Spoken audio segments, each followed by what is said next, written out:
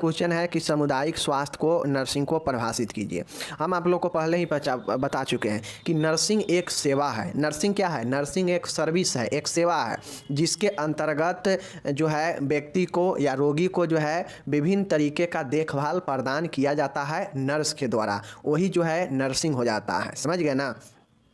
अब ये जो नर्सिंग होता है यह एक प्रक्रिया के द्वारा जुड़ता है। इसमें जो है जो नर्स होती है वो अपना लक्ष्य किसी पेशेंट को देख रेख करने के लिए लगाती है, लक्ष्य निर्धारित करती है। तो वो लक्ष्य एक प्रक्रिया के द्वारा गुजरता है जिसमें 5 प्रक्रिया होता है, तो वो नर्सिंग प्रक्रिया होता है। लेकिन अगर सीधा नर्सिंग पूछेगा तो समझ जाइएगा कि नर्सिंग एक ऐसा जो है सेवा है जिसमें मरीजों का उसके स्वास्थ्य से संबंधित देखभाल, उसके स्वास्थ्य को उन्नत बताने, उसके स्वास्थ्य को बेहतर बनाने के लिए और पुनर्वास के लिए जो है काम किया जाता है, देखभाल किया जाता है नर्स के द्वारा। वही जो है नर्सिंग होता है। समझ गए?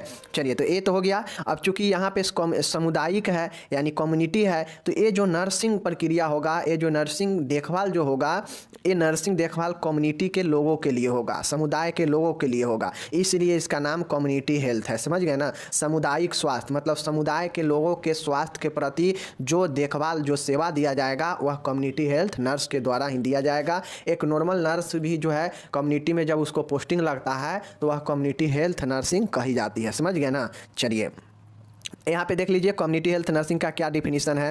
देख लीजिए, वर्जीनिया हेडरसन के अनुसार नर्सिंग का उद्देश्य मुख्य रूप से रोगी अथवा अस्वस्थ लोगों की सहायता करना। वही चीज़ें हैं कि नर्सिंग का मुख्य उद्देश्य ये होता है कि रोगी और जो भी अस्वस्थ लोग हैं उसको सहायता प्रदान करना, उसको देखभाल करना, उसके जो गिरी हुई इच्छा है उसको जो है उठाना, स्वास्थ्य का पुनरुत्थान करना, पुनर्वास करना, मतलब एक अच्छे स्वास्थ्य की तरफ ले चलना, इन सब में सहायता करना, व्यक्तियों को देखभाल करना ही नर्सिंग कहलाता है। समझ गए ना? तो ये लिख दीजिएगा। समझ गए? तो ये नर्सिंग का आपका हो गया डिफिनीशन। ठीक है, इसी शब्दों में देखिए कहा जाए, नर्स समुदाय उनके दैनिक कार्यों नर्स जो है समुदाय उनके दैनिक कार्यों एवं बीमारियों का सामना करने की आवश्यकताओं को पूरा करने में सहायता करता है।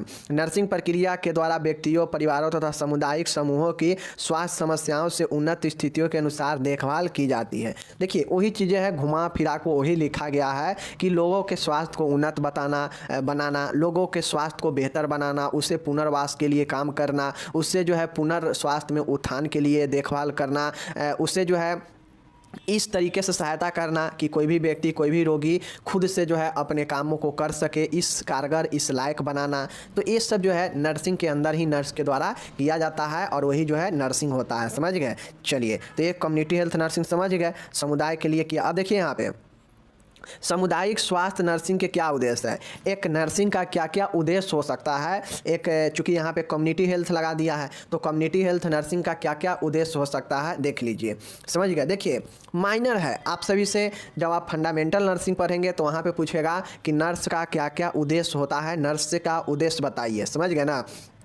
ये चीज़ें हैं, या नर्सिंग प्रक्रिया का उद्देश्य बताइए। और यहाँ पे है कम्युनिटी हेल्थ है, चूँकि यह कम्युनिटी हेल्थ के बारे में पढ़ रहे हैं तो यहाँ पे कम्युनिटी हेल्थ नर्सिंग के उद्देश्य पूछ रहा है। तो देखिए कम्युनिटी हेल्थ नर्सिंग का क्या क्या उद्देश्य होता है। ठीक है ना? देख लीजिए, पहला है सामुदायिक स्वास्थ्य नर्सिंग के निम्नलिखित उद्देश्य होते हैं। क्या क्या होता है देख लीजिए। पहला है सामुदायिक स्वास्थ्य नर्सिंग में गुणवत्ता प्रत्याभूति प्रदान करना, मतलब क्वालिटी एश्योरेंस प्राप्त करना। समझ गए ना? मतलब इसका उद्देश्य ये होता है कम्युनिटी हेल्थ नर्सिंग का कि सामुदायिक स्वास्थ्य नर्सिंग के जो गुणवत्ता है, जो क्वालिटी है, वह जो है क्वालिटी हेल्थ प्रोवाइड करे, मतलब गुणवत्ता जो स्वास्थ्य सेवा दिया जाएगा वो गुणवत्ता पूर्वक हो, इसका ये उद्देश्य होता है। समझ गए? नेक्स्ट देखिएगा, नेक्स्ट यहाँ पे देखिएगा, समुदाय में नर्सिंग सेवा से एक वातावरण बनाना जिससे कि समुदाय कम्युनिटी हेल्थ नर्सिंग की आवश्यकता एवं महत्व समझ में आए। मतलब समुदाय में, कम्युनिटी में नर्सिंग सेवा के द्वारा एक ऐसा माहौल, ऐसा वातावरण बनाया जाए जो कम्युनिटी हेल्थ नर्सिंग की आवश्यकता और महत्व को समझ में आए, लोगों को ऐसा एक देखभाल दे, ऐसा माहौल तैयार करे ताकि लोगों को लगे कि हाँ ये जो है आवश्यक है हम लोग के लिए, ये महत्वपूर्ण है। तो ये जो है इसका उद्देश्य होता है। समझ गए? नेक्स्ट है जीवन प्रत्याशा, लाइफ एक्सपेक्टेंसी में बढ़ोतरी, लोगों के बीच में जो लाइफ जो प्रत्याशा है, जो इच्छा है, जो है वो उसमें बढ़ोतरी हो, समझ गए ना। शिशु मृत्यु दर, मातृ मृत्यु दर एवं बीमारियों की दर को कम करना एक कम्युनिटी हेल्थ नर्सिंग का उद्देश्य होता है। पुनर्वास सेवाएं प्रदान करना, असमर्थता की रोकथाम करना, वैसे व्यक्ति जो खुद से काम ना कर सके पुनर्वास में, इन सब में जो है मदद करना कम्युनिटी हेल्थ नर्सिंग का उद्देश्य होता है। नेक्स्ट देखिए स्वास्थ्य देखभाल सेवाएं प्रदान करना, स्वास्थ्य से संबंधित देखभाल प्रदान करना इसका काम होता है, समझ गए। नेक्स्ट यहाँ पे काम देखिएगा बीमारियों की उत्पत्ति के लिए जिम्मेदार कारण का पता करना, मतलब बीमारियों के लिए कौन कौन से ऐसे कारण है जो बीमारी उत्पन्न करता है, इस कारण का पता लगाना कम्युनिटी हेल्थ नर्सिंग का ही जो है काम होता है, समझ गए। नेक्स्ट देखिएगा स्वास्थ्य कार्यक्रमों का मूल्यांकन करना तथा आगे की योजना बनाना। अब जो कम्युनिटी हेल्थ नर्सिंग होता है इसका एक उद्देश्य ये भी होता है कि उसमें जो नर्स होती है उसका काम होता है कि वह विभिन्न तरह के कार्यक्रमों का मूल्यांकन करे कि जो कार्यक्रम है वो सफल हुआ या नहीं हुआ, और आगे आने वाले समय के जितने भी योजना है उस योजना को बनाना, ठीक है ना। क्योंकि आप जानते हैं कि कम्युनिटी में जो भी नर्स जॉब करती है उसको जो है सभी चीज़ों का देखभाल करना पड़ता है, मेंटेनेंस का, कार्यक्रमों का, कोई ऐसे टीकाकरण योजना का, तो सबका देख रेख है जो है उसी को करना पड़ता है कम्युनिटी में, समझ गए ना। नेक्स्ट यहाँ पे देखिएगा कि सामुदायिक निदान योजना, समुदाय में जो निदान है, डायग्नोसिस है, इसको चलाना चाहिए, ठीक है ना। सामुदायिक स्वास्थ्य के क्षेत्र में कार्यरत स्वयंसेवी संस्था, गैर सरकारी संगठनों एवं अन्य संगठनों की सहायता करना, नर्स का ये काम होता है। नर्सिंग कम्युनिटी हेल्थ नर्सिंग का ये उद्देश्य है कि वह जो है अदर संस्था है उन सबको मदद करे ताकि बेहतर स्वास्थ्य बनाया जा सके सबके सहायता से। निर्धन एवं कमजोर वर्गों की आवश्यकताओं का पता लगाना तथा प्राथमिकता निर्धारित करना, कम्युनिटी हेल्थ नर्सिंग का एक ये भी उद्देश्य होता है कि जो भी कमजोर गरीब है वर्ग है उसके आवश्यकताओं को पता लगाना और उसका प्राथमिकता निर्धारित करके उनको मदद करना, ठीक है। उसके बाद है स्वास्थ्य के विभिन्न स्तरों पर रेफरल सेवाएं प्रदान करना, अगर कम्युनिटी में किसी को अगर नहीं उपचार हो पा रहा है तो उसे जो है आगे की तरफ रेफरल करना एक काम होता है कम्युनिटी हेल्थ नर्सिंग का ये उद्देश्य है। नेक्स्ट है विभिन्न गतिविधियों के द्वारा नर्सिंग प्रोफेशन का स्तर बढ़ाना, मतलब जो नर्सिंग जो एक व्यवसाय है, जो एक आपका वर्क है, उसमें जो है विभिन्न एक्टिविटी गतिविधियों के द्वारा उसके स्टैंडर्ड को बढ़ाना चाहिए, ऐसा काम करना चाहिए, ठीक है।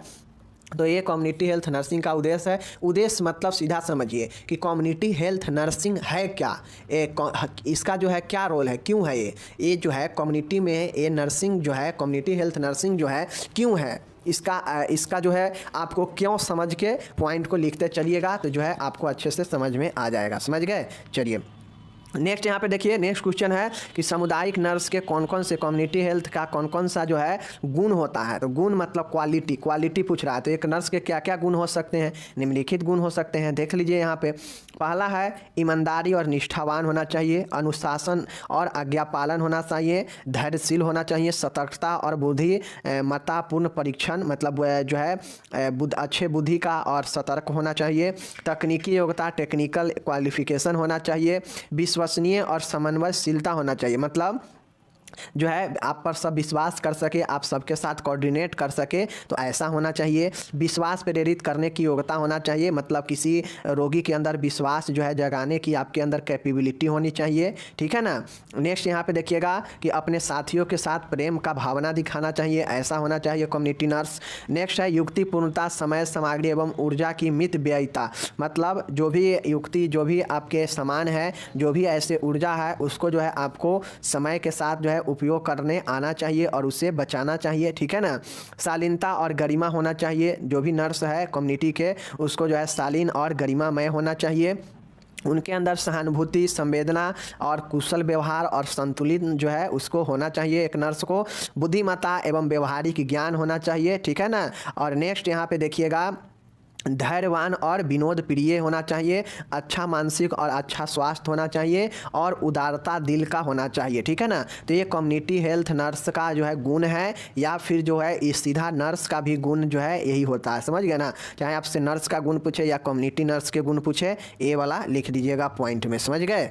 चलिए और 15 नंबर है सौजन्यता एवं शांति प्रियता होना चाहिए उसको, समझ गए। चलिए अब नेक्स्ट यहाँ पे हम लोग देखने वाले हैं कि सामुदायिक स्वास्थ्य नर्सिंग के सिद्धांतों का वर्णन करें। आप सभी से क्वेश्चन क्या पूछेगा, कभी पूछेगा कि सामुदायिक स्वास्थ्य नर्सिंग होता क्या है, इसके सिद्धांत लिखे और इसके कार्यों को लिखे। कभी इतना पूछेगा 10 नंबर में। कभी क्वेश्चन पूछेगा कि सामुदायिक स्वास्थ्य नर्सिंग का उद्देश्य लिखे, सामुदायिक स्वास्थ्य नर्स के गुण को लिखे और इसके जो है सिद्धांत को लिखे। मतलब क्वेश्चन इधर से उधर हेर फेर करके जोड़ जोड़ के पूछता है, तो मैं सभी को पढ़ा देता हूं ताकि आप आराम से एग्जाम में लिख सके। ठीक है, चलिए अब हम लोग देख चुके हैं गुण, देख चुके हैं हम लोग इसके उद्देश्य देख चुके हैं। अब हम लोग यहाँ पे देखने वाले हैं इसके सिद्धांत, प्रिंसिपल को। और आप लोग को ध्यान में रखना चाहिए किसी भी चीज़ का अगर प्रिंसिपल पूछे, प्रिंसिपल मतलब उसमें का मेन बातें, क्या क्या मुख्य बातें हैं जो ध्यान में रखकर काम को किया जा सकता है। प्रिंसिपल क्या कहता है कि चीज़ों को ध्यान में रख के प्रिंसिपल एक सीमा तैयार करता है, एक क्राइटेरिया तैयार करता है, जो व्यक्ति उसके अनुसार काम को करता है। प्रिंसिपल सिद्धांत यही ना होता है। ठीक उसी प्रकार से कम्युनिटी हेल्थ नर्सिंग के लिए क्या क्या प्रिंसिपल, क्या क्या एक क्राइटेरिया हो सकता है जिसके थ्रू उसको ध्यान में नर्स रख के और अपने कम्युनिटी के लोगों को हेल्थ प्रोवाइड कराएगी, तो यही तो उसका जो है सिद्धांत हो जाएगा। चलिए सिद्धांत एक अच्छा चीज़ों को भी दिखाता है, समझ गए, और संतुलित चीज़ों को दिखाता है। तो चलिए कम्युनिटी हेल्थ नर्सिंग के प्रिंसिपल को लिखते हैं। समुदाय में कार्य करते समय सामुदायिक स्वास्थ्य नर्स को निम्नलिखित सिद्धांतों को ध्यान में रखना चाहिए। मैंने पहले ही बताया कि निम्नलिखित चीज़ों को ध्यान में रखना चाहिए और यही ध्यान में जो जो चीज़ें रखेंगे यही कम्युनिटी हेल्थ नर्सिंग का सिद्धांत हो जाता है, समझ गए ना। तो चलिए एक नर्स को कम्युनिटी में काम करते समय निम्नलिखित बातों को ध्यान में रखना चाहिए। पहला है आवश्यकता पर आधारित स्वास्थ्य सेवाएं। मतलब ऐसा नहीं है कि स्वास्थ्य सेवाएं फालतू का हो जिसका कोई आवश्यकता ना हो। तो सबसे पहला किसी भी नर्स को काम कर रही है कम्युनिटी में तो उसे ध्यान रखना चाहिए कि जो भी हम काम कर रहे हैं यह आवश्यकता पर आधारित हो। मतलब किसी को क्या नीड है, क्या ज़रूरी है, क्या आवश्यकता है उस पर आधारित हो, ना कि अपने मन से फालतू में कुछ भी करने लगेंगे, तो ये फिर गलत बातें हो जाएगा। तो पहला पॉइंट आवश्यकता पर आधारित होना चाहिए स्वास्थ्य सेवाएं। दूसरा देखिएगा, अब देखिए यहाँ पे लिखा हुआ है व्यक्ति एवं समुदाय की आवश्यकताओं पर आधारित होना चाहिए। स्वास्थ्य कार्यक्रमों में स्वास्थ्य समस्याओं के समाधान तथा उपलब्ध संसाधनों को ध्यान में रखना चाहिए। अब इसी प्रकार से 3-4 लाइन आपको सब पॉइंट में लिखना पड़ेगा। हम यहाँ पे सीधा पॉइंट दिए हैं, पॉइंट याद कीजिएगा, उसके अंदर 2-3 लाइनें अपने मन से लिखिएगा। तो पहले पॉइंट रखने का, याद करने का कोशिश कीजिए, ठीक है। पहला हो गया आवश्यकता के आधारित स्वास्थ्य सेवाएं। नेक्स्ट है पॉइंट है कि उद्देश्य से निर्धारित उद्देश्य होना चाहिए। अब जो भी कम्युनिटी हेल्थ नर्स जो है अपने कम्युनिटी में देखभाल करेगी तो उसको ये ध्यान में रखना पड़ेगा कि जो मैं काम कर रहा हूँ यह जो है एक उद्देश्य पूर्ण होना चाहिए, इसका एक उद्देश्य हो। जब उद्देश्य नहीं होगा तो काम करते जाएंगे करते जाएंगे करते जाएंगे, पता ही नहीं चलेगा कि हमको कहाँ तक पहुँचना है। तो उद्देश्य क्या करता है कि व्यक्ति को एक रास्ता बताता है, एक तय सीमा बताता है कि हमको यहाँ तक जाना है, इस लक्ष्य तक, इस उद्देश्य तक, ठीक है ना। तो यह जो है उद्देश्य निर्धारित होता है इसको ध्यान में रखना चाहिए। अब जो भी नर्स हो कम्युनिटी में उसको ये ध्यान रखना चाहिए कि जो भी सेवा देंगे वो पक्षपात रहित हो। ये भी चीज़ को ध्यान में रखना चाहिए कि पक्षपात रहित सेवा दे। मतलब किसी के पक्ष में ऐसा ना हो कि किसी को बहुत अच्छे से देखभाल करेंगे इसलिए कि वो मेरा अपना जानकार का है, और कुछ ऐसे व्यक्ति को जो है ऐसे वैसे करके भाड़ा टार देंगे, ऐसा काम नहीं करना चाहिए। तो पक्षपात रहित होना चाहिए, ये ध्यान में रखें। उद्देश्य निर्धारित हो, ये भी ध्यान में रखें, और साथ में आवश्यकता पर आधारित हो, उसको भी ध्यान में रखें। परिवार एक इकाई के रूप में हो, इसको भी ध्यान में रखें। जब आप देखभाल कर रहे होंगे एज ए नर्स कम्युनिटी में तो आपको ये ध्यान में रखना चाहिए, चूँकि कम्युनिटी हेल्थ नर्स का काम होता है कि घर घर जाकर होम विजिट करना। तो जब होम विजिट करेंगे तो उस समय ये चीज़ें ध्यान रखेंगे कि जो भी परिवार के सदस्य होगा सबको एक यूनिट मानकर, एक इकाई मानकर जो है देखभाल सबके लिए करेंगे और जानकारी देंगे, ठीक है। स्वास्थ्य शिक्षा तथा परामर्श, जो नर्स होगी उसको ये बात भी ध्यान में रखना पड़ेगा कि उससे जो है स्वास्थ्य शिक्षा भी देना है और उससे जो है लोगों को परामर्श भी देना है, समझ गए। तो ये सब पॉइंट इंपॉर्टेंट है, पॉइंट याद में रहेगा तो चीज़ों को डील आसानी से कर लेंगे, समझ गए।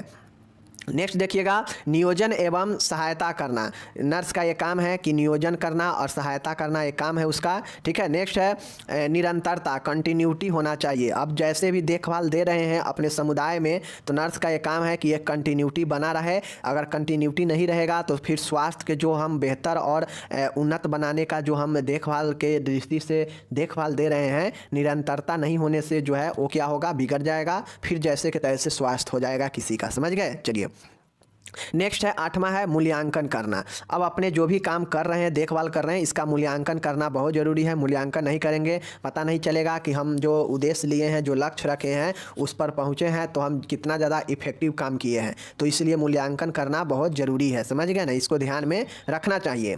उपहार स्वीकार नहीं करना चाहिए। अब जो भी नर्स है उसको ये भी ध्यान में रखना चाहिए कि जो हम देखभाल कर रहे हैं तो ऐसा नहीं होना चाहिए कि हम किसी से गिफ्ट ले लें, उपहार ले लें और उसके रोगी को अच्छे से देखभाल करें। उपहार स्वीकार नहीं करना चाहिए, समझ गए, ये सब सिद्धांत है।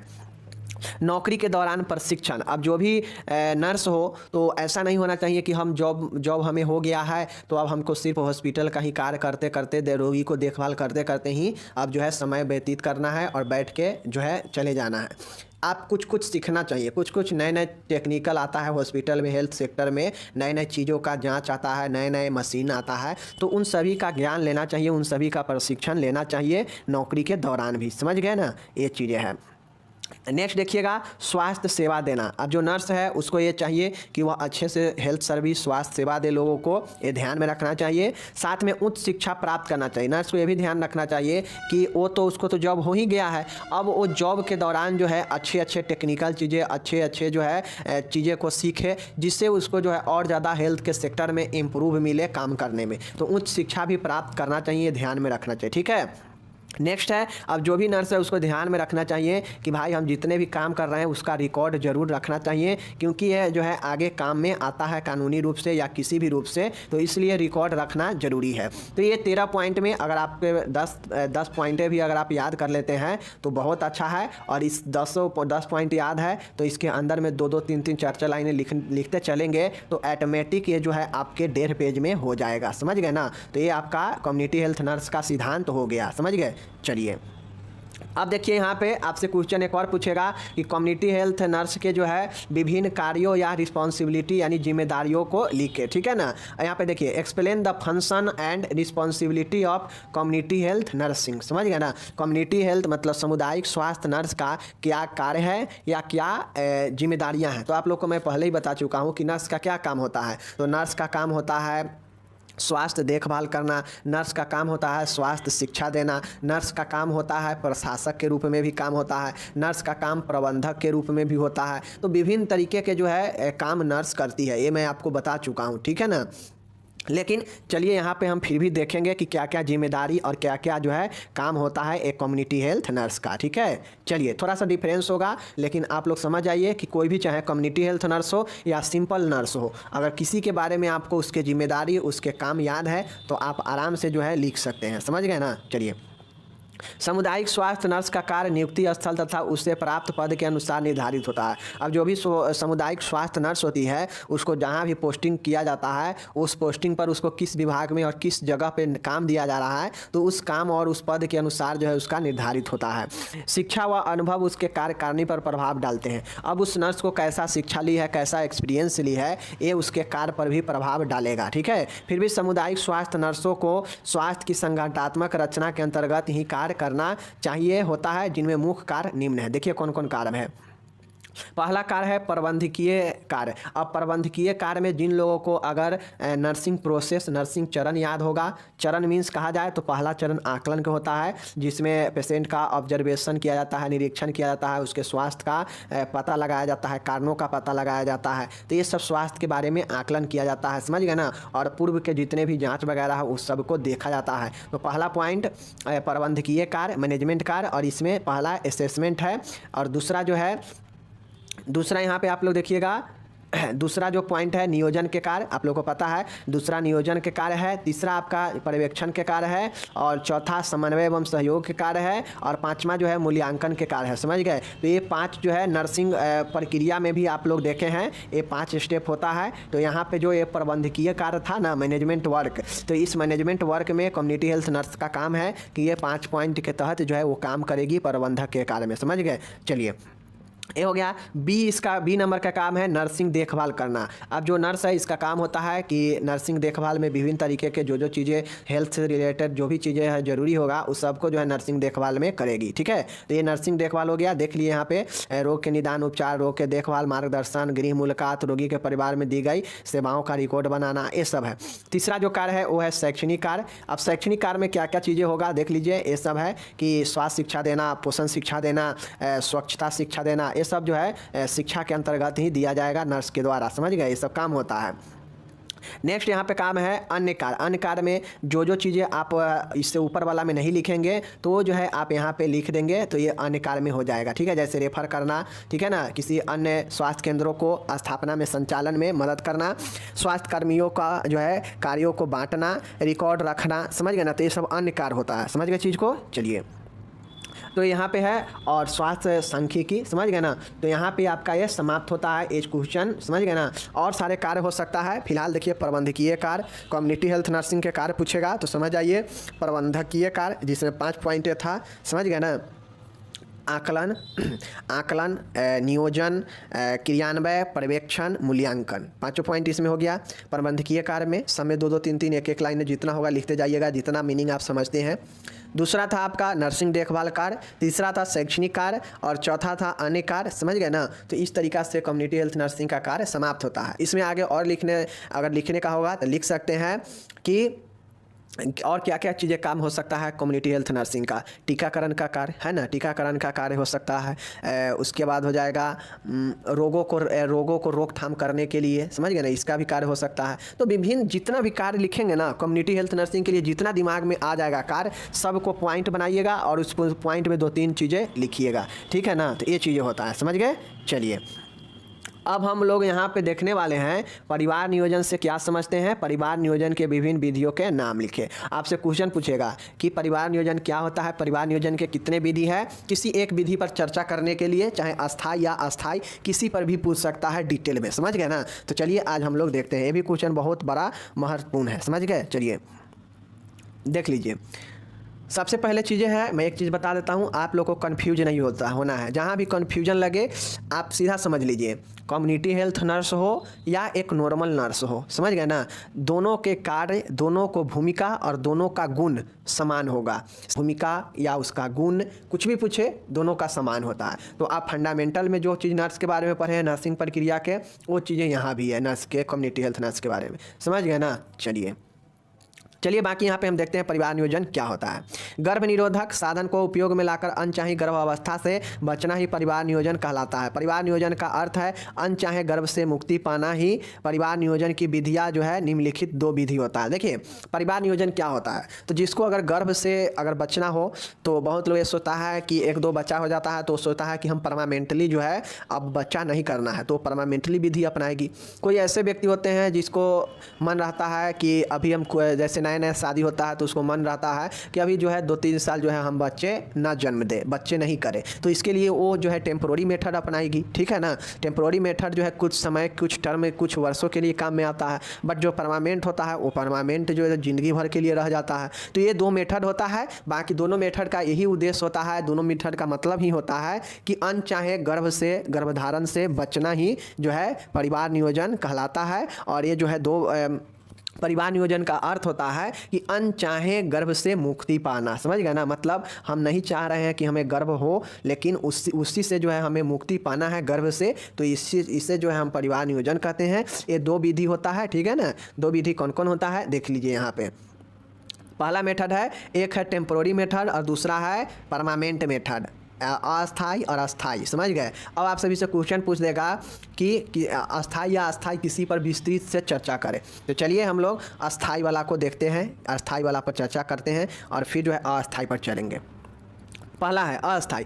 अस्थाई विधियाँ ये परिवार नियोजन की अस्थाई तथा समान विधियाँ हैं जिनका उपयोग अवांछित गर्भ की रोकथाम एवं शिशु जन्म में अंतराल देने के लिए किया जाता है। इनमें निम्न विधियाँ सम्मिलित की जाती है। देखिए अस्थाई जो विधियाँ होता है ना, वह जो है जैसे किसी को एक बच्चा हुआ, अब वो व्यक्ति चाहेगा, वो कपल चाहेगा कि नहीं अब एक बच्चा हो गया तो कुछ वर्ष अंतराल लिया जाए, 2 वर्ष 3 वर्ष 4 वर्ष अंतराल लिया जाए। तो इस अंतराल पीरियड को जो है क्या करेगा कि रोकेगा गर्भ से, तो वो जो है टेम्पोररी मेथड अपनाएगा। उसके लिए विभिन्न प्रकार के ओरल पील आता है, समझ गए ना, दवाइयाँ आता है, उसके लिए जो है अवरोधक बैरियर आता है जिसमें फीमेल कंडोम, मेल कंडोम, ठीक है ना, या वेजाइनल क्रीम वगैरह तमाम तरीके के टेम्पोररी मेथड होता है, समझ गए ना। या प्राकृतिक रूप से भी रोक सकते हैं, जैसे सेक्सुअल रिलेशन में रिदम जो है, कंटिन्यूटी जो है उसको जो है लंबे लंबे समय पर जो है सेक्सुअल रिलेशन करने से, या जो है विभिन्न तरीक़ा की चीज़ें हैं हो सकता है। तो चलिए इसी को अस्थायी मेथड को हम लोग देखते हैं, समझ गए ना।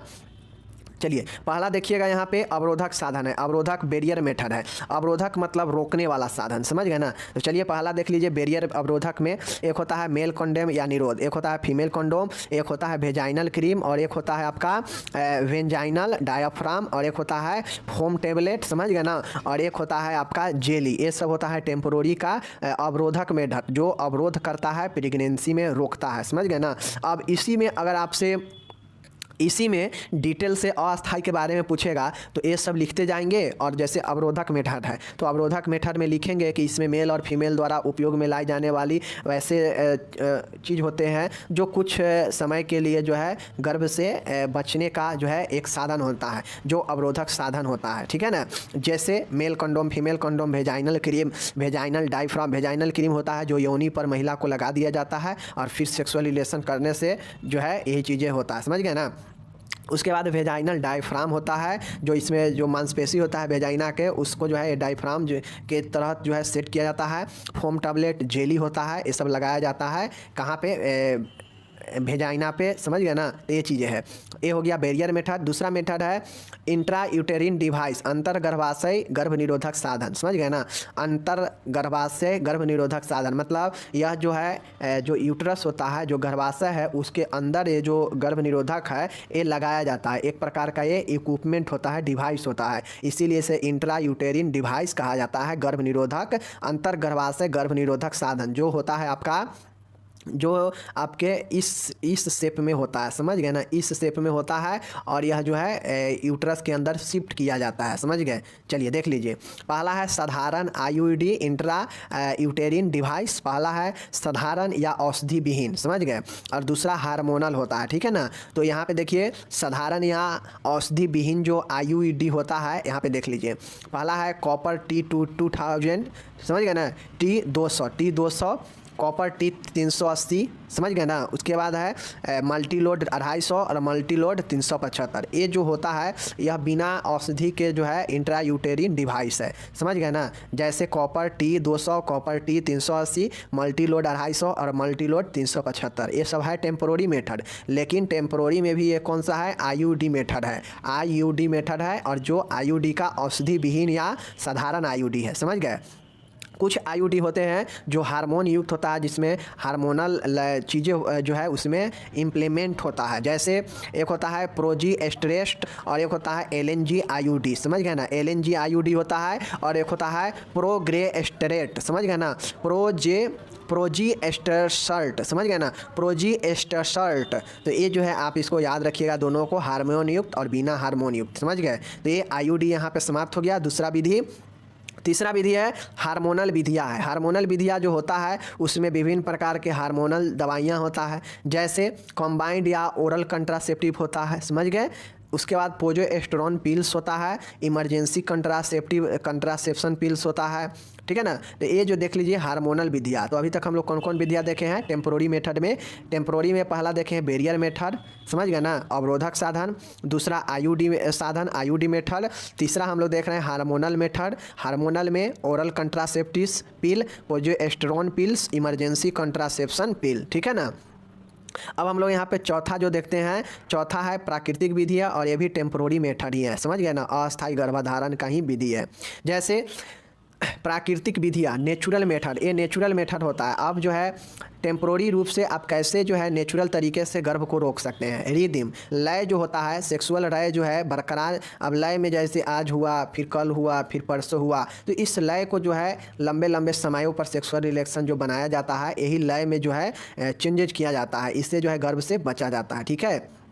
उसके बाद है क्वाइटस इंटरप्ट्स है, समझ गए ना, क्वाइटस इंटरप्ट्स है। और चौथा जो है तीसरा ब्रेस्ट फीडिंग है, जिसमें एक स्तनपान कराया जाता है और ये जो है इससे बचा जाता है गर्भधारण से, ठीक है ना। तो ये प्राकृतिक रूप से हो गया। ओके, तो ये 4 मेथड अस्थायी का होता है और सब में जो है आप इस तरीक़ा से लिखेंगे तो आपको अस्थायी का डिटेल से हो गया, समझ गए। चलिए अब नेक्स्ट यहाँ पे देखते हैं गर्भ निरोधक की अस्थायी विधि। अगर अस्थायी के बारे में नहीं पूछ के अस्थायी के बारे में पूछ दे तो अस्थायी तो और आसान है। चलिए देखते हैं, यह गर्भ निरोधक की अस्थायी विधियाँ है, इन्हें स्टेरिलाइजेशन मेथड भी कहा जाता है। जिस प्रकार से आपको पता होगा कि स्टेरिलाइजेशन जो होता है कीटाणुनाशन, यह क्या करता है, विष संक्रमित का ही एक जो है कीटाणुनाशन, ये जो होता है स्टेरिलाइजेशन, यह पूर्ण तरीके से कीटाणु को नष्ट कर देता है, यही न है। तो उसी प्रकार से गर्भ निरोधक को जो है ये अस्थायी विधि जो है इसे स्टेरिलाइजेशन इसीलिए कहा जाता है क्योंकि यह पूर्ण तरीका से जो है क्या करता है, गर्भ को नहीं ठहरने देता है, समझ गए ना। यह पुरुष एवं स्त्री दोनों के लिए ही होता है, ठीक है। चलिए पहला है नसबंदी वेस्कोटोमी, जो कि पुरुषों में हो जाता है, समझ गए ना।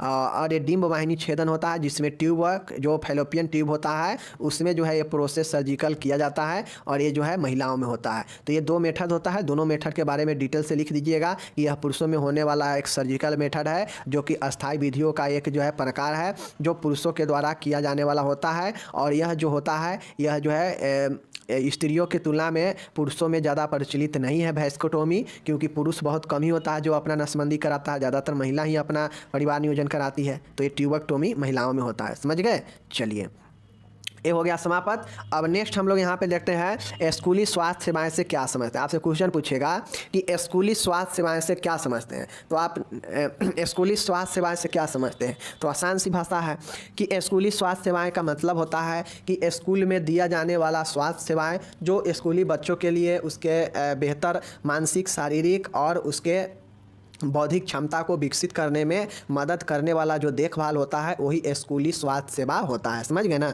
ये हो गया, नॉर्मल है। चलिए अब यहाँ पे देखिए क्या क्या हुआ इसके अंदर।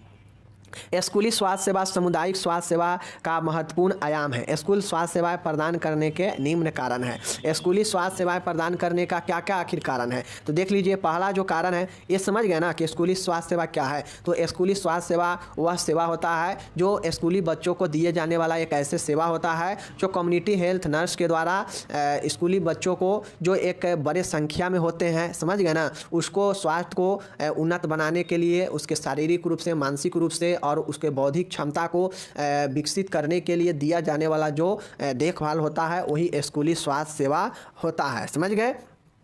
जिसके अंतर्गत इसको देने का, स्कूली स्वास्थ्य सेवा देने का क्या कारण रीजन है, तो देख लीजिए। पहला रीजन है बड़ी संख्या। अब बड़ी संख्या इसलिए होता है, आप लोग जानते हैं कि स्कूल में लगभग 50, 100, 150 स्टूडेंट जो है पढ़ता है। इसी प्रकार से पूरे देश लेवल में बात किया जाए तो एक बड़े संख्या है जो कि 5 से लेकर 14 वर्ष के जो स्टूडेंट होते हैं जो स्कूल में अपना शिक्षा लेते हैं, तो इनका संख्या देश में ज़्यादा है। क्योंकि इसका बड़ी संख्या है इसके लिए स्कूली स्वास्थ्य सेवा जरूरी है, समझ गए ना। तो ये कारण है बड़ी संख्या। नेक्स्ट है वृद्धि और विकास का समय। इसका एक कारण स्कूली स्वास्थ्य सेवा का एक कारण, स्कूली स्वास्थ्य सेवा देने का एक कारण ये भी होता है कि ये जो होता है वृद्धि और विकास का समय होता है। चूँकि बच्चा 5 से जब 14 साल के जो पीरियड माना गया है यह स्कूली पीरियड माना गया है। इस समय बच्चा स्कूल में जाता है और इसी समय बच्चा का जो वृद्धि और विकास होता है यह तेज़ी से जो है होता है, समझ गए ना। और यही बच्चे को आगे का जो है विकास को भी निर्धारित करता है, समझ गए। तो ये कारण है कि वृद्धि और विकास का समय होता है इसलिए स्कूल में ये सेवाएं दिया जाता है स्वास्थ्य का, समझ गए। चलिए नेक्स्ट यहाँ पे देखिएगा रोगों की शीघ्रता से पहचान। अब जो इस समय जो रोग होता है बच्चा में, जो स्कूली बच्चे होते हैं उसमें जो रोग होता है, चाहे वो कुपोषण हो चाहे कोई संक्रमण हो, तो बच्चे में जो है जल्दी से जो है अटैक करता है कोई भी रोग, और बच्चे में जो है जल्दी से अपना लक्षण दिखा देता है। तो यहाँ पे रोगों को जो है शीघ्रता से पहचाना भी जा सकता है क्योंकि बच्चा में जल्दी से और बहुत ज़्यादा जो है अटैक करता है कोई भी इन्फेक्शन, कुपोषण वगैरह। तो जो है इसे शीघ्रता से पहचान करके और इसे जो है निदान किया जा सके, तो इसका एक कारण ये भी है कि रोगों को शीघ्रता से पहचाना जाए, इसके लिए भी ये स्कूली स्वास्थ्य सेवाएं हैं, समझ गए। चलिए नेक्स्ट देखिएगा मैं सीधा बता रहा हूँ कि अगर आप लोग मेरे जो हम बता रहे हैं इसको एक दो बार अगर आप नहीं देखेंगे, दिन में आपको 40 मिनट अगर आप समय नहीं दे रहे हैं तो समझिए कुछ नहीं दे रहे हैं, तो फिर तो आपको सोचना पड़ेगा कि कैसे अच्छा रिजल्ट आएगा। ठीक है, क्योंकि बिना पढ़ाई अगर आप पास भी हो जाएंगे और कंपटीशन आगे कर देगा तो फिर जो है क्वेश्चन आपके यही सब में से रहने वाला है कंपटीशन में भी, फिर वहाँ पर फंस जाएंगे। देखिए, अब पहला है समूह में रहना। अब एक कारण ये भी होता है कि इस समय जो होता है वह बच्चा समूह में ज़्यादा रहता है। अब समूह में रहने से होता यह है कि एक बच्चा को अगर इन्फेक्शन संक्रमण होगा तो वो बच्चा अपने घर जाएगा, घर से घर के लोगों को पटाएगा, या एक दूसरे को समूह में रहता है बच्चा सब तो उस एक दूसरे में भी जो है क्या करेगा, संक्रमण फैलाएगा। तो इस कारण से जो है समूह में रहना एक कारण बनता है। यही कारण है कि स्कूली स्वास्थ्य सेवा दिया जाता है। ठीक है, ताकि संक्रमण या कोई भी रोग सब में न फैले जल्दी से। समझ गए। नेक्स्ट है यहाँ पे देखिएगा नियंत्रण जनसंख्या, नियंत्रित जनसंख्या। स्कूली बालकों की जनसंख्या नियंत्रित है, उनका एक विशेष आयु समूह है, अतः इनका आसानी से निरीक्षण तथा मार्गदर्शन किया जा सकता है। अब आप लोग को बता दें कि जो स्कूली जैसे हर एक साल जो है क्या होता है, आप लोग को रिपोर्ट जो है साझा होता है, मातृ मृत्यु दर कितना हुआ, शिशु मृत्यु दर कितना हुआ इस साल जो है कितना जन्म हुआ है, कितना मृत्यु हुआ है, तो ये सारा चीज़ का डाटा जो है रहता है।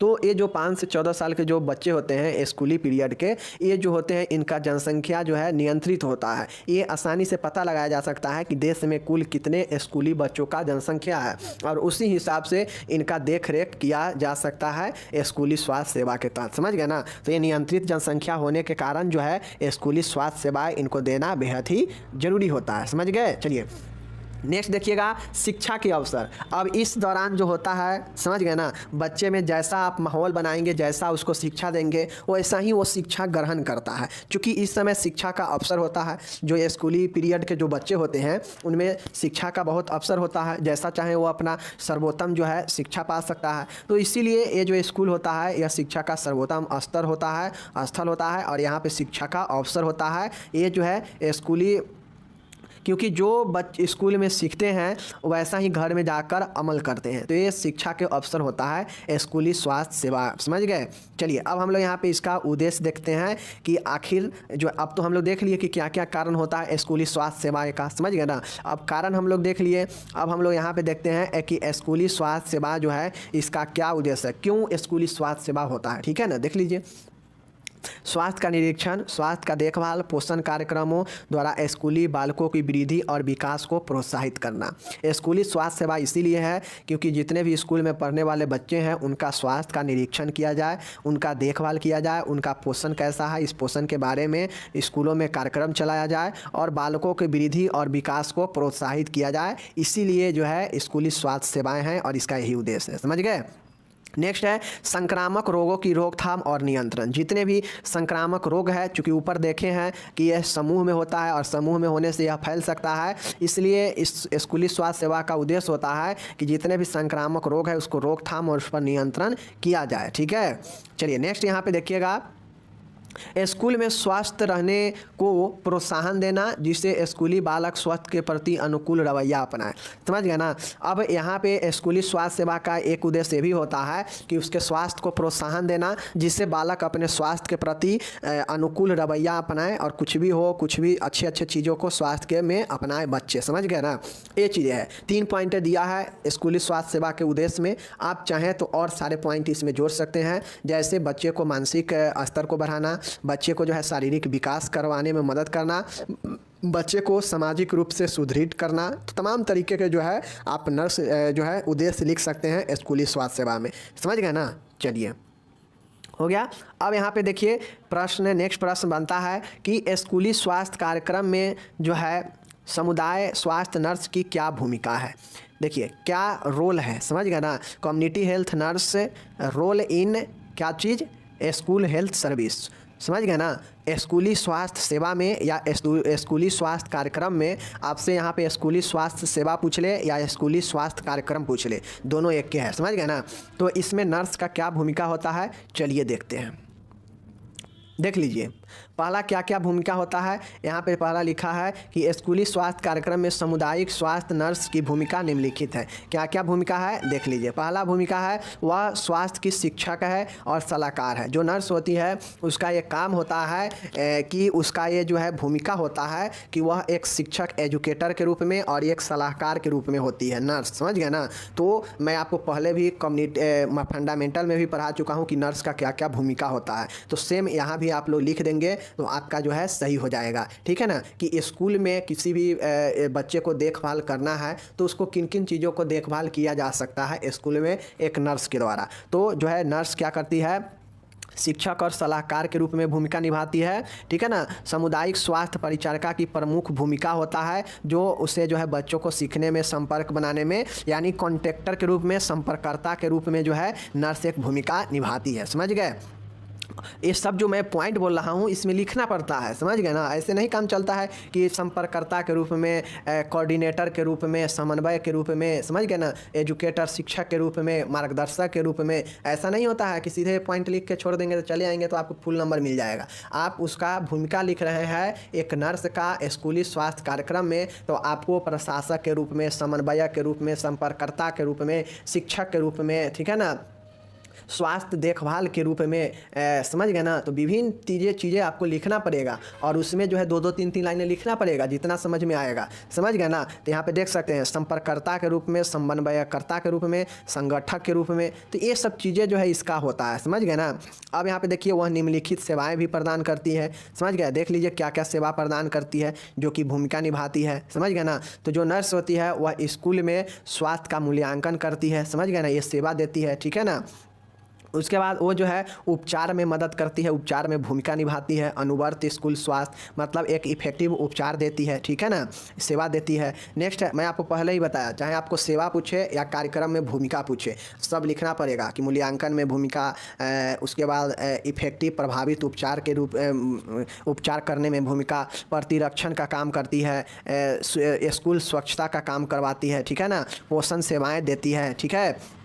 उसके बाद स्कूल में दोपहर का भोजन देती है, ठीक है ना। उसके बाद मिड डे मील जिसको बोलते हैं। उसके बाद प्राथमिक सहायता का काम होता है। उसके बाद स्वास्थ्य शिक्षा का काम किया जाता है, भूमिका निभाती है। और स्कूल स्वास्थ्य रिकॉर्ड रखने में भी अपना भूमिका निभाती है। तो ये सब जो है नर्स के द्वारा किया जाता है और इस सब में जो है आपको दो दो तीन तीन लाइनें लिखना पड़ेगा। मैं पॉइंट बना के छोड़ दिया हूँ, समझ गए चीज़ को। तो बता दिए हैं कि शिक्षक के रूप में भूमिका, प्रशासक के रूप में भूमिका जो है। उसके बाद हो जाएगा आपका समन्वयकर्ता के रूप में भूमिका, ठीक है ना, कार्यक्रमों में भूमिका, प्रबंधक के रूप में भूमिका। तो ये सब भूमिका जो है आप लिख देंगे और ये सब सेवा हो गया जो नर्स के द्वारा सेवा दिया जाता है, ठीक है। भोजन पकाना क्या है, भोजन पकाने के उद्देश्य और लाभ बताइए। मीन्स भोजन पकाने का क्या मतलब होता है और भोजन पकाने के पीछे का क्या उद्देश्य है, इसके क्या लाभ मिलते हैं कि हम भोजन को पकाते हैं। तो चलिए देखते हैं, ठीक है। सबसे पहले समझिए कि विश्व के विभिन्न क्षेत्रों में भोजन पकाने के अलग अलग तकनीकें प्रचलित है। इन तकनीकों पर पर्यावरण, स्थिति, संस्कृति और धार्मिक कारकों का प्रभाव पड़ता है। देखिए जैसे हम लोग के यहाँ देखते होइएगा गांव में मिट्टी के जो है चूल्हा बना के लोग उस पर भोजन पकाते हैं खुली आंच पे, मीन्स लकड़ी के आंच पे। शहर में देखिएगा तो गैस चूल्हा होता है। अब तो गांव में भी गैस चूल्हा हो गया घर घर, ठीक है ना। लेकिन पहले जो है ज़्यादातर लोग शहर में जो है गैस चूल्हा यूज करते थे। वहीं और एडवांस शहर में जाइएगा तो पाइप लाइन आता है, ठीक है। डायरेक्ट पाइप लाइन जो है आपके स्टोव से जुड़ा रहता है, जब मन है चालू कीजिए सप्लाई वाला और खाना बनाइए, ठीक है। और आप विदेश में अलग अलग जगहों पर जाइएगा तो अलग अलग तकनीक से खाना जो है बनाए जाते हैं, प्रचलित है, ठीक है। इन तकनीकों पर जो पर्यावरण का ये कंडीशन है, जो संस्कृति है एवं जो धार्मिक कारक है, इसका प्रभाव पड़ता है। मीन्स ये जो आपके पर्यावरण का कंडीशन है, जो संस्कृति है एवं जो धार्मिक कारक है, इसके जो है अलग अलग प्रभाव पड़ते हैं। समझ गए चीज़ों को। भोजन पकाने के लिए उपयोग में लाए जाने वाले खाद्य पदार्थों के घटक मुख्य रूप से वनस्पति जन्य तथा प्राणी जन्य होते हैं। मतलब चाहे आप खाना बनाने में कोई सामान का यूज करते हैं, चाहे खाद्य पदार्थ है, चाहे पकाने वाला कोई सामान है, तो वह ज़्यादातर जो सामान होता है या तो लकड़ी से होते हैं, वनस्पति जन्य होते हैं, पेड़ पौधे से होते हैं, या फिर वह प्राणी जन्य होते हैं, जैसे जानवर से या व्यक्तियों के द्वारा जो है ये मुख्य घटक होते हैं। सही बात है। चाहे आप ले लीजिए, चाहे अगर कोई गांव में खाना बनाता है चूल्हे के, मिट्टी के चूल्हे पर, तो वह जो है पेड़ पौधे के जलावन जो है जलाकर बनाते हैं। वहीं पर बात किया जाए अगर खाने की बात किया जाए तो जो भी हम लोग खाते पीते हैं कहीं ना कहीं उसमें जो है फसल होता है, पेड़ पौधे कहीं दिया हुआ होता है, तो ये सब चीज़ें होता है। भोजन में जो पोषक तत्व हमें प्राप्त होते हैं वे अधिकांश पकाए जाने की विधि पर निर्भर करता है। हम जो भोजन पकाते हैं कहीं ना कहीं वह हमें जो है बहुत हद तक जो है निर्भर करता है कि हम भोजन जो पकाते हैं वह किस विधि से पकाते हैं, और उसका जो है बहुत ज़्यादा जो है क्या होता है प्रभाव पड़ता है। समझ रहे हैं चीज़ों को, तो ये चीज़ें हैं। ठीक है, चलिए यहाँ पे ये सारी चीज़ हो गया। आगे है पकाने के लाभ व उद्देश्य, एडवांटेज ऑफ कुकिंग। क्या चीज़? Advantage of cooking. ठीक है, भोजन, अब यहाँ पे हम लोग देख रहे हैं कि भोजन पकाने के उद्देश्य या फिर क्या लाभ है। तो यहाँ पे भोजन पकाने के अनेकों लाभ, अनेकों उद्देश्य हो सकते हैं। चलिए हम लोग देखते हैं। सबसे पहले है कि भोजन पकाने से उसका जो स्वाद होता है बढ़ जाता है। कच्चा भोजन कीजिए और ऐसे भोजन पका के कीजिए, दोनों में अंतर होता है, स्वाद बढ़ जाता है। भोजन से जो सुपाच्य होता है, आप कच्चे चीज़ खाइए आपको नहीं पचेगा, लेकिन उसी को अगर आप पका के खाते हैं तो वह आसानी से जो है सुपाच्य हो जाता है, मतलब पच जाता है और चबाने में भी आसान होता है। ये भी सब लाभ ही हैं, उद्देश्य ही हैं। भोजन पकाने से उसके अंदर का जो माइक्रो ऑर्गेनिज्म होता है, जो सूक्ष्म जीवाणु होता है और उनके अंडे और लार्वा होते हैं, वह सब नष्ट हो जाते हैं। अब आप लोग चावल धोते हैं, क्या आपको लगता है कि वो चावल मशीन से निकला है तो बिल्कुल फ्रेश है? नहीं, उसमें लार्वा हो सकता है, उसमें कीटाणु सूक्ष्म जीव हो सकते हैं। तो जब तक आप उसको नहीं धोइएगा फिर उसके बाद नहीं पकाइएगा तब तक उसमें के सूक्ष्म जीव और लार्वा नष्ट नहीं होंगे। तो इसके लिए जो है ये चीज़ किया जाता है। भोजन पकाने से सुगंध बनती है, बिल्कुल बनती है, जो पाचक रस को प्रेरित करती है और उत्तेजित करती है। हमारे भोजन में भी पाचक रस होता है, समझ गए, जो क्या करता है पकने के बाद जो है उसका एक अलग सुगंध होता है, जो पाचक रस को हमारे बॉडी में जाने के बाद क्या करता है, प्रेरित करता है, उत्तेजित करता है। समझ गए। भोजन पकाने से विभिन्नता उत्पन्न होती है, मतलब भोजन पकाने से जो भोजन पहले देखने में अच्छा नहीं था वह अब अच्छा लगेगा देखने में। ठीक है, खाद्य पदार्थों से अनेक प्रकार के व्यंजन बनाए जा सकते हैं। अलग अलग प्रकार के आप व्यंजन पका के जो है अलग अलग प्रकार के जो है उसको आकार दे सकते हैं, व्यंजन बना सकते हैं। ठीक है, तो ये सब जो है इसका लाभ है, इस सब इसका जो है उद्देश्य ही है। समझ गए। आगे अब इसी चीज़ को इंग्लिश में दे दिया है, आप लोग भोजन पकाने और उसका लाभ उद्देश्य को समझ गए। आगे हम लोग अब देखेंगे कि भोजन पकाने की विभिन्न विधियाँ कौन कौन सी है, वर्णन करें। ठीक है, चलिए देखते हैं। What are the different method of cooking, मतलब भोजन पकाने के अनेकों मेथड है, उस मेथड को हम लोग जो है चलिए देखेंगे।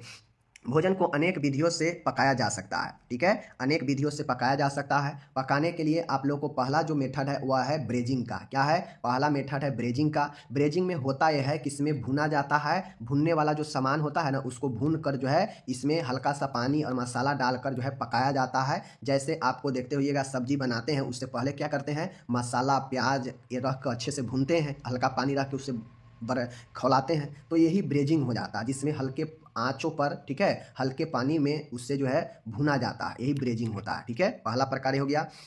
दूसरा है तेज खुली आंच पर पकाना। तेज खुली आंच पर पकाने का मतलब है ग्रिलिंग। अब मान गए इस विधि में भोज पदार्थ को आपको तेजी से बनाना है तो खुली और तेजी आंच पर बिजली या गैस के ग्रिलर के द्वारा पकाया जाता है। इस विधि से खाना जल्दी पक जाता है तथा स्वादिष्ट होता है। जैसे भोज उज में देखते होइएगा कि जहाँ पे बड़ा बड़ा भंडारा बनता है तो वहाँ पे आप लोग देखते होइएगा कि एकदम गैस के ताव जो है काफ़ी फुल रहता है और फिर जो है वहाँ पे क्या होता है, बनाया जाता है एकदम खुले तेज आंचों पर, तो वह जल्दी पकता है और उसमें स्वादिष्ट भी होता है। ठीक है, तीसरा है भुनना व बेकिंग करना। ठीक है, रोस्टिंग और बेकिंग। अब इसमें होता यह है कि इससे मटन, मछली, आलू, शकरकंद, बैगन आदि को भुना जा सकता है। ठीक है, इस विधि से जो भोजन होता है वह फैट से मुक्त होता है। ठीक है, फैट नहीं होता है, नमी रहित होता है, मतलब सूखा होता है। यह खाना बनाने के सबसे प्राचीन विधि है। इस विधि में खाद्य पदार्थों को बिना ढके सूखी उष्मा द्वारा पकाया जाता है। यह प्रक्रिया जो है तंदूर या ओवन में खनिज संपन्न की जाती है। ठीक है, भुनना और बेकिंग। अब इसमें बेकिंग का मतलब है कि जितने ब्रेड, बिस्कुट और केक वगैरह जो बनता है यह सब बेकिंग के द्वारा ही बनाया जाता है, सेक के। ठीक है, सेक के बनाया जाता है, जिसमें हल्का तापमान लगाकर उसके गर्म जो है तापमान में जो है सेका जाता है आंच के ऊपर, तो यह बेकिंग हो जाएगा। और भूनना होता है जैसे मटन हो, मछली हो, आलू हो, बैगन हो, इसको जो है हम लोग भूनते हैं। ठीक है, तो ये भुनना होगा। और बेकिंग में जितने भी ब्रेड, केक, बिस्कुट ये सब जो पकाया जाता है, बेकिंग किया जाता है, तो यही रोस्टिंग और बेकिंग होता है। ठीक है, चौथा है सिझना, सिझाना मतलब सॉर्टिंग। ठीक है, सॉर्टिंग, सिझाना का मतलब होता है कि इस विधि में जो है कम पानी का प्रयोग किया जाता है। क्या किया जाता है? इस विधि में कम पानी का प्रयोग किया जाता है तथा भोजन को कम तापमान पर अधिक देर तक पकाया जाता है। क्या समझे कि ये जो सिझाने का मतलब है कि अगर आप भोजन को अच्छे से सिझाना चाहते हैं, सॉर्टिंग करना चाहते हैं, तो उसके लिए कम तापमान पर अधिक देर तक पकाया जाता है। जैसे अगर आपको मटन पकाना हो तो मटन को क्या करते हैं, पानी रखने के बाद धीरे धीरे हल्के हल्के आंचों पर काफ़ी देर तक उसके जो है क्या करते हैं हम लोग बनाते हैं ताकि वह अच्छे से पक जाए, सीज जाए, जिससे होता यह है कि वह जो है खाने में अच्छा रहता है। ठीक है, अब इससे होता यह है कि आप मांस, काले जो चने होते हैं जिसको घुगनी छोले वगैरह बनाते हैं, इस विधि से आप जो है मांस व काले चने को पकाने के लिए यह उपयुक्त है, आप उसे कर सकते हैं सिझाने के विधि द्वारा। मतलब जो काफ़ी हार्ड हो, जो जिसमें काफ़ी समय लगता हो बना सिझाने में, तो उसको जो है सिझाने विधि द्वारा हम पका सकते हैं। ओके, सॉटिंग के द्वारा। पाँचवा है डीप फ्राइंग, तलना। अब तलना का मतलब होता है कि दो तरह से हम लोग तलते हैं। एक होता है कि काफ़ी तेल, गहरे तेल में जो है हम पूरी को छान दिए, कचौड़ी छान दिए, तो ये हो जाता है। अब एक होता है आपका कि हल्का सा तेल रख दिए और उसको जो है उस पर छिछल दिए। तो तलना जो होता है दो तरह के, एक छिछली एक गहरी। जैसे देखते हो ये गाँव में हल्का सा तेल रख के तावा पर और उसमें जो है पराठा बना दिए, हल्का सा तेल रख के जो है भचका बना दिए, तो ये सब जो है एक होता है छिछला। और गहरी के मतलब है कि प्योर डुबा कर जो है चीज़ों को छाना जाए, तो ये चीज़ हो गया। गहरी विधि में खाद्य पदार्थ तेल में पूरी तरह से डूबा रहता है, समझ गए। इसमें पूड़ियाँ, पकौड़े, समोसा, कचौड़ी को बनाया जाता है। छिछला होता है जो तले हुए कम मात्रा में तेल डाला जाता है। इस विधि में कंटलेंट, पराठा, डोसा आदि जो है बनाया जाता है। तो ये पाँचवा है तलना यानी डीप फ्राइंग। ठीक है, छठा है पोचिंग। पोचिंग ये होता है कि यह एक वाष्पीकृत खाना बनाने की एक विधि है, समझ गए। इस खाद्य पदार्थ को तरल पदार्थ जैसे पानी, दूध, वाइन में भिगाकर कम तापमान में बनाया जाता है। पोचिंग का मतलब होता है कि पानी में, दूध में या वाइन में कोई चीज़ को भिगोकर और कम तापमान पर पकाना ही जो है क्या कहलाता है, पोचिंग कहलाता है। यह एक वाष्पीकृत खाना बनाने की विधि है, समझ गए, वाष्प के द्वारा। ठीक है, सातवां है सिमरिंग। सिमरिंग का मतलब है कि वाष्पीकरण बिंदु से कम तापमान 85 डिग्री सेंटीग्रेड पर पकाना सिमरिंग कहलाता है।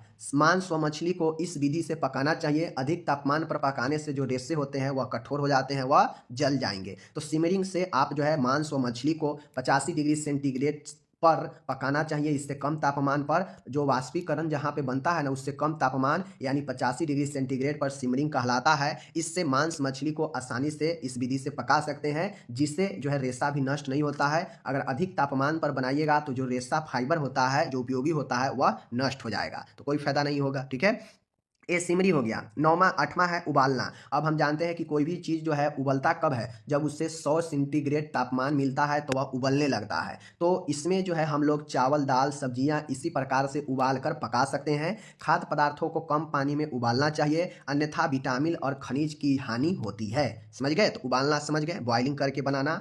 नौवां है भाप में पकाना यानी स्टीमिंग। ठीक है, भाप में पकाना। इस विधि में खाद्य पदार्थों को भाप के द्वारा पकाया जाता है। खाद्य पदार्थों को भाप में पकाने से पोषक तत्वों की क्षति नहीं होती है। अगर हम लोग भाप जो है सबसे अच्छा होता है। भाप में पकाने का मतलब है कि खाद्य पदार्थों को भाप के द्वारा पकाया जाता है। खाद्य पदार्थों को भाप में पकाने से जो पोषक तत्व होते हैं उसका क्षति भी नहीं होता है और बड़ी ही आसानी से पोषक तत्व जो है बचे रहते हैं भाप में पकाने से। तो ये कुल मैंने 9 प्रकार बता दिया खाना पकाने की विधि। ठीक है, फिर से एक बार रिपीट कर देते हैं, ऊपर चलिए। पहला है बेजिंग विधि, जिसमें भुनना और स्टूइंग करके पकाते हैं। दूसरा है तेज व खुली आंच पर पकाना यानी ग्रिलिंग में। तीसरा है भुनना व बेकिंग करके बनाना। चौथा है स्टूइंग मीन्स सिझाना। एंड पांचवा है तलना यानी डीप फ्राइंग। छठा है पोचिंग, समझ गए, छठा क्या है, पोचिंग है। सातवां में है सिमरिंग है। ठीक है, एंड आठवां है उबालना। नौवां है भाप में पकाना। तो ये 9 याद रखिएगा, बहुत अच्छा है, मैंने आपको बता दिया। अब हम लोग चलेंगे यहाँ पे, जो लोग भी इंग्लिश वाले हैं, टोटल इंग्लिश में मैं यहाँ पे दे चुका हूँ, तो आप अपने तरीका से मेहनत कीजिए। अब हम लोग चलेंगे नेक्स्ट क्वेश्चन की तरफ। ठीक है, चलिए देखते हैं। तो यहाँ पे आप लोग देख लीजिए, मतलब क्या है कि डिफाइन प्राइमरी हेल्थ केयर यानी प्राथमिक स्वास्थ्य देखभाल को हमें बताना है। मतलब पीएचसी एक होता है सेंटर, लेकिन यहाँ पे सेंटर के बारे में नहीं, यहाँ देखभाल के बारे में हमें बताना है कि प्राथमिक तौर पर देखभाल को हम लोग क्या कहते हैं, इसके अंदर कौन कौन से एलिमेंट होते हैं, कौन कौन से तत्व होते हैं। तो पहले हम लोग समझेंगे कि ये प्राइमरी हेल्थ केयर होता क्या है, फिर इसके एलिमेंट यानी तत्व को समझेंगे और फिर जो है हम लोग आगे इसमें बढ़ेंगे। ठीक है, प्राइमरी हेल्थ केयर होता क्या है। तो आलमा अट्टा में आयोजित कॉन्फ्रेंस में, आलमा अट्टा का एक कॉन्फ्रेंस हुआ था, उसमें प्राथमिक स्वास्थ्य देखभाल को निम्न प्रकार से परिभाषित किया गया। यानी जो आलमा अट्टा जो प्रेस कॉन्फ्रेंस जो हुआ था ना, उसमें प्राइमरी हेल्थ केयर को यानी प्राथमिक स्वास्थ्य देखभाल को एक अच्छे तरीके से डिफाइन किया गया। कैसे डिफाइन किया गया, देखिए। प्राथमिक स्वास्थ्य देखभाल एक आवश्यक देखभाल है। आलमा अट्टा में कहा गया कि प्राइमरी हेल्थ केयर यानी प्राथमिक स्वास्थ्य देखभाल एक आवश्यक स्वास्थ्य देखभाल है, जो कि सभी लोगों के लिए सुलभ, मतलब सभी लोगों के लिए आसान और सभी के स्वीकार योग्य हो, जिसमें उनकी पूर्ण भागीदारी हो, जिसमें आसान भी हो, जिसमें वह खुद को स्वीकार भी कर सके इस हेल्थ देखभाल को, और जिसमें लोग ज़्यादा से ज़्यादा अपनी भागीदारी रुचि दिखाए, तथा जिसकी लागत भी जो है इतनी हो कि समाज देश जो है इसका वहन कर सकता है। समझ गए, मतलब बिल्कुल इतना कम हो कि समाज और देश इसका वहन कर सके, यही प्राथमिक हेल्थ केयर होता है। चीज़ों को समझ गए, चलिए एक बार और समझाते हैं। कहता है आलमा अट्टा आयोजित प्रेस कॉन्फ्रेंस में प्राथमिक स्वास्थ्य देखभाल को निम्न प्रकार से परिभाषित किया गया। कैसे? तो बताया गया कि प्राथमिक स्वास्थ्य देखभाल एक आवश्यक स्वास्थ्य देखभाल है, जो कि सभी लोगों के लिए होना चाहिए, सुलभ मतलब आसान होना चाहिए, सभी के स्वीकार योग्य होना चाहिए, और जिनमें उनकी पूर्ण भागीदारी हो, किनकी, लोगों की, तथा जिसकी लागत इतनी हो कि देश समुदाय वहन कर सके। यही जो है प्राथमिक स्वास्थ्य देखभाल का मेन जो है आलमा अट्टा के कॉन्फ्रेंस में यह परिभाषा डिफाइन किया गया। ओके, चलिए ये आप लोग समझ गए। आगे चलिए, अब आपको एक चीज ध्यान में रखना पड़ेगा कि प्राइमरी हेल्थ केयर के इंपॉर्टेंट जो है 8 जो है एलिमेंट है। ठीक है, कितने इंपॉर्टेंट? 8 एलिमेंट है। कितने एलिमेंट है? इंपॉर्टेंट 8 एलिमेंट है। ठीक है, कौन कौन एलिमेंट है? चलिए हम आपको एक एक करके सभी एलिमेंट को बताते हैं। पहला है प्राथमिक हेल्थ केयर में, मतलब प्राथमिक स्वास्थ्य देखभाल में पहला जो एलिमेंट है कि स्वास्थ्य शिक्षा होना चाहिए।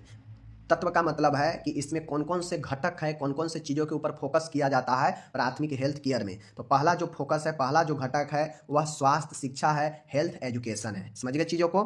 पहला क्या है? हेल्थ एजुकेशन पर फोकस किया जाता है। ठीक है, दूसरा है खाद्य आपूर्ति एवं उपयुक्त पोषण को प्रोत्साहन देना। यहाँ पे खाद्य आपूर्ति सभी को हो, मतलब सभी को भोजन मिल सके, और सभी को पोषण, न्यूट्रिशन को प्रमोशन करना, यह जो है इसके अंदर जो है इसका तत्व है। यानी खाद्य आपूर्ति और उपयुक्त पोषण को प्रोत्साहन देना, यह जो है चीज़ें यहाँ पे है। ठीक है, तीसरा है सुरक्षित जल की पर्याप्त आपूर्ति एवं आधारभूत स्वच्छता। क्या चीज़? सुरक्षित जल हो जिसकी पर्याप्त सबको मिले, आपूर्ति हो, और आधारभूत स्वच्छता भी होनी चाहिए। मतलब सुरक्षित जल की पर्याप्त आपूर्ति एवं आधारभूत स्वच्छता जो है ये जरूरी है, इसके अंतर्गत ये तत्व है इसका। ठीक है, घटक है। आगे है मातृ एवं शिशु स्वास्थ्य देखभाल एवं परिवार नियोजन। प्राथमिक स्वास्थ्य देखभाल का जो चौथा घटक है वह है कि मातृ एवं शिशु स्वास्थ्य देखभाल एवं परिवार नियोजन। ठीक है, आगे है मुख्य संक्रामक बीमारियों के विरुद्ध टीकाकरण। यह भी जो है आपके इसका घटक है। प्राथमिक हेल्थ केयर का यह घटक है कि मुख्य संक्रामक बीमारियों के विरुद्ध टीकाकरण। समझ गए? चलिए, छठा है स्थानिक बीमारियों की रोकथाम व नियंत्रण करना। मतलब आसपास उत्पन्न होने वाले संक्रामक बीमारियों के रोकथाम और उसको कैसे नियंत्रण किया जाए, यह जो है इस प्राथमिक हेल्थ केयर के अंदर जो है एलिमेंट है। ओके, समान रोगों तथा चोटों का उपयुक्त उपचार। मतलब नॉर्मल डिजीज, मतलब समान रोग, और जो चोट है, जो ट्रॉमा है, इंजरी है, उसको उपचार जो है यहाँ पे करना। आगे है अति आवश्यक दवाइयों की उपलब्धता। मतलब प्रोविजन ऑफ इसेंशियल ड्रग। मतलब जो दवाई के सबसे ज़्यादा आवश्यकता है उस दवाइयों की उपलब्धता जो है यहाँ पे होनी चाहिए। यही 8 तत्व जो है आपके प्राथमिक हेल्थ केयर के हैं। फिर से एक बार रिपीट कर देते हैं। चलिए, तो ये चीज़ें हैं। चलिए एक बार रिपीट करते हैं। स्वास्थ्य शिक्षा होना चाहिए, खाद्य आपूर्ति और उपयुक्त पोषण होना चाहिए, यहाँ पे सुरक्षित जल की पर्याप्त आपूर्ति और आधारभूत स्वच्छता भी होनी चाहिए। चौथा है मातृ एवं शिशु स्वास्थ्य देखभाल और परिवार नियोजन भी होना चाहिए। जो भी मुख्य संक्रामक बीमारी है उसके विरुद्ध टीकाकरण भी यहाँ पे होनी चाहिए। स्थानीय जो भी बीमारी हो उसका रोकथाम और नियंत्रण के लिए होना चाहिए काम। एंड समान रोग और चोटों के उपयुक्त उपचार होनी चाहिए। एंड अति आवश्यक जो दवाइयाँ हैं उसकी उपलब्धता भी जो है यहाँ पे होनी चाहिए। ठीक है, तो ये 8 जो है आप लोग इसके तत्व को याद रखिएगा, बहुत इंपॉर्टेंट है। आगे चलिए, अब आगे आता है प्राथमिक स्वास्थ्य देखभाल के क्या क्या सिद्धांत होते हैं, मतलब किन किन चीज़ों को होना चाहिए प्राथमिक स्वास्थ्य देखभाल के अंतर्गत सिद्धांत में। ठीक है, तो प्राइमरी हेल्थ केयर के जो प्रिंसिपल है उस प्रिंसिपल में चलिए मैं आपको आज क्लियर करता हूं।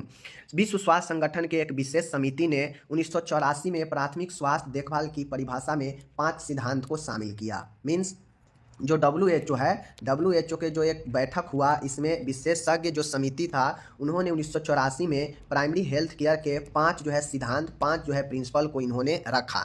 इन पाँचों पर फोकस देना चाहिए, तभी जाके आपके प्राइमरी हेल्थ केयर के जितने भी देखभाल है वह सफल होगा। पहला है न्याय संगत वितरण। न्याय संगत वितरण के मतलब है कि इक्विटेबल डिस्ट्रीब्यूशन। इक्विटेबल डिस्ट्रीब्यूशन का मतलब है कि सभी के साथ न्याय होनी चाहिए। ऐसा नहीं है कि जाति देखकर, धर्म देखकर, ठीक है, वर्ग देखकर, समझ गए, गरीब अमीर देखकर किसी को अच्छे से किसी को बिना अच्छे से ट्रीटमेंट करे, देखभाल करे, तो ये न्याय संगत नहीं होगा। मतलब न्याय संगत कहने का मतलब है चाहे गरीब हो चाहे अमीर हो, चाहे धनिक हो चाहे वो गरीब हो, चाहे वो किसी जाति का हो चाहे वो किसी जाति का हो, चाहे वो स्त्री हो या पुरुष हो, चाहे वो काला हो या गोरा हो, किसी भी चीज़ के ऊपर कोई भेदभाव नहीं होनी चाहिए। और जो भी प्राथमिक देखभाल के अंदर जो सेवा है उसका सबके बीच न्याय संगत वितरण होना चाहिए, ताकि सबको इसका लाभ बराबर मिल सके। तो पहला यही इसका सिद्धांत है कि न्याय संगत वितरण होनी चाहिए। ठीक है, पहला। दूसरा है सामुदायिक सहभागिता, कम्युनिटी पार्टिसिपेशन। क्या चीज? कम्युनिटी पार्टिसिपेशन, सामुदायिक सहभागिता। अब मानिए अस्पताल खोल दिया गया और अस्पताल में लोग जाएगा ही नहीं, तो अस्पताल का क्या मतलब? फालतू में बिल भरना, सब चीज़ का पैसे बर्बाद करना। अगर वो सरकारी अस्पताल है, वहाँ पे कोई मरीज जाएगा ही नहीं, कोई लोग जाएगा नहीं दिखाने, उसका लाभ लेगा ही नहीं, तो फिर वो अस्पताल रखने से बेकार है। फालतू में वहाँ पे स्टाफ रखना, फालतू में सब चीज़ मैनेज करके रखना, और हॉस्पिटल ऐसे ही रहेगा, उसमें कोई लोग नहीं जाएगा, तो ये भी सही नहीं है। तो प्राथमिक स्वास्थ्य देखभाल तभी सफल होगा जब लोग जो है अपने समुदाय के सहभागिता बढ़ाएंगे, पार्टिसिपेशन उसमें करेंगे, अपने स्वास्थ्य के प्रति दिखाने, समझने, समस्या के लेकर जाएंगे, तभी जो है फायदा है, वरना इसका कोई फायदा नहीं। तो प्राथमिक स्वास्थ्य देखभाल, सामुदायिक सहभागिता होना बहुत जरूरी है। ठीक है, चलिए। तीसरा है उपयुक्त तकनीक, एप्रोप्रिएट टेक्नोलॉजी। अब प्राथमिक स्वास्थ्य देखभाल में तकनीक का होना बहुत ज़रूरी है, क्योंकि हम लोग जो देखभाल करते हैं उसमें बहुत सारे वैज्ञानिक तथ्यों को, बहुत सारे इक्विपमेंट के, बहुत सारे औजारों का उपयोग करते हैं, देखभाल में मशीनों का उपयोग करते हैं। तो इन सभी का जो है उपयुक्त एप्रोप्रिएट टेक्नोलॉजी होना बहुत ज़रूरी है। बिना टेक्नोलॉजी के जो है आप सफलतापूर्वक अच्छे से ट्रीटमेंट नहीं कर सकते हैं, क्योंकि अगर आप मरीज को देखभाल करते हैं तो उसमें कहीं ना कहीं आपके टेक्नोलॉजी का बहुत बड़ा योगदान होता है। तो हर जगह, हर एक जगहों पर स्वास्थ्य देखभाल में तकनीकी का, टेक्नोलॉजी का बहुत योगदान है। तो उपयुक्त तकनीक का होना भी उतना ही जरूरी है, जो सभी लोगों को जो है क्या हो सके, सभी लोगों के लिए कारगर हो सके। अब ऐसा नहीं है कि यह टेक्नोलॉजी इतना महंगा हो कि लोग इसका फायदा ही नहीं ले, तो इस टेक्नोलॉजी का इतना लागत हो कि लोग इसका वहन कर सके। ठीक है, आगे चलिए। चौथा है रोकथाम पर फोकस करना।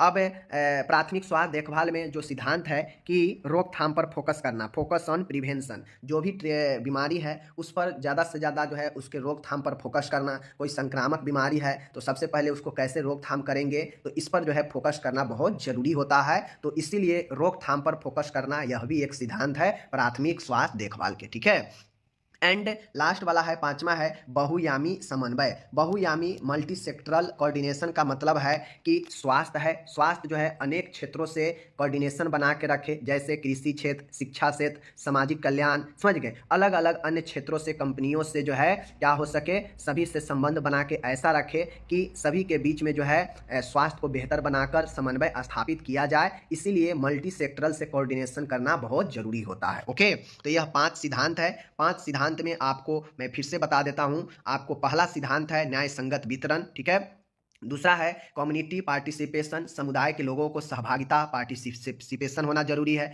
तीसरा है उपयुक्त तकनीक, एप्रोप्रिएट टेक्नोलॉजी। ओके, एंड चौथा है रोकथाम पर फोकस करना, फोकस ऑन प्रिवेंशन। ठीक है, एंड पांचवा है बहुयामी समन्वय, मल्टी सेक्टरल कोऑर्डिनेशन। ओके, चलिए, तो ये 5 सिद्धांत आप लोग दिमाग में बैठा लीजिए। प्राथमिक स्वास्थ्य देखभाल, प्राइमरी हेल्थ केयर का अगर आपसे पूछेगा तो ये 5 जरूर आपको लिखना पड़ेगा। ठीक है, ओके, ये हो गया, सारा चीज़ें मैंने यहाँ पे बता दिया। ठीक है ना, यहाँ पे टोटल मैंने बता दिया, इंग्लिश में, हिंदी में, सब चीज़ आपको ध्यान देकर रखना है।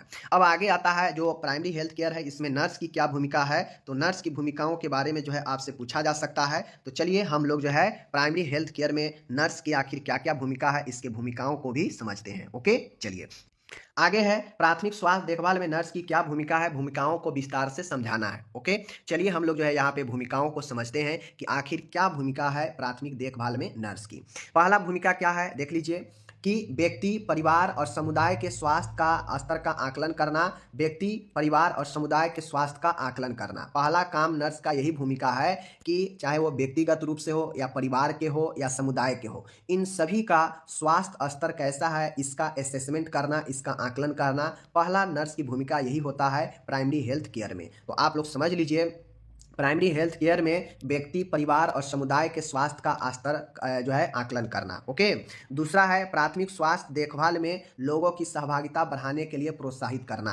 अब नर्स की यह भी भूमिका है कि लोगों को ज़्यादा से ज़्यादा जो है प्राथमिक हेल्थ केयर से जोड़े, ज़्यादा से ज़्यादा लोगों की भूमिकाओं को बढ़ाए। तो इसके लिए प्राथमिक स्वास्थ्य देखभाल में लोगों की सहभागिता बढ़ाने के लिए प्रोत्साहित करना। कैसे कि आइए दिखाइए, बहुत ज़्यादा ट्रीटमेंट मिलता है, अच्छा देखभाल करेंगे तभी तो लोग आएगा ना। तो इन सब चीज़ों से आप प्रोत्साहित कर सकते हैं लोगों को ज़्यादा से ज़्यादा भाग लेने के लिए। ठीक है।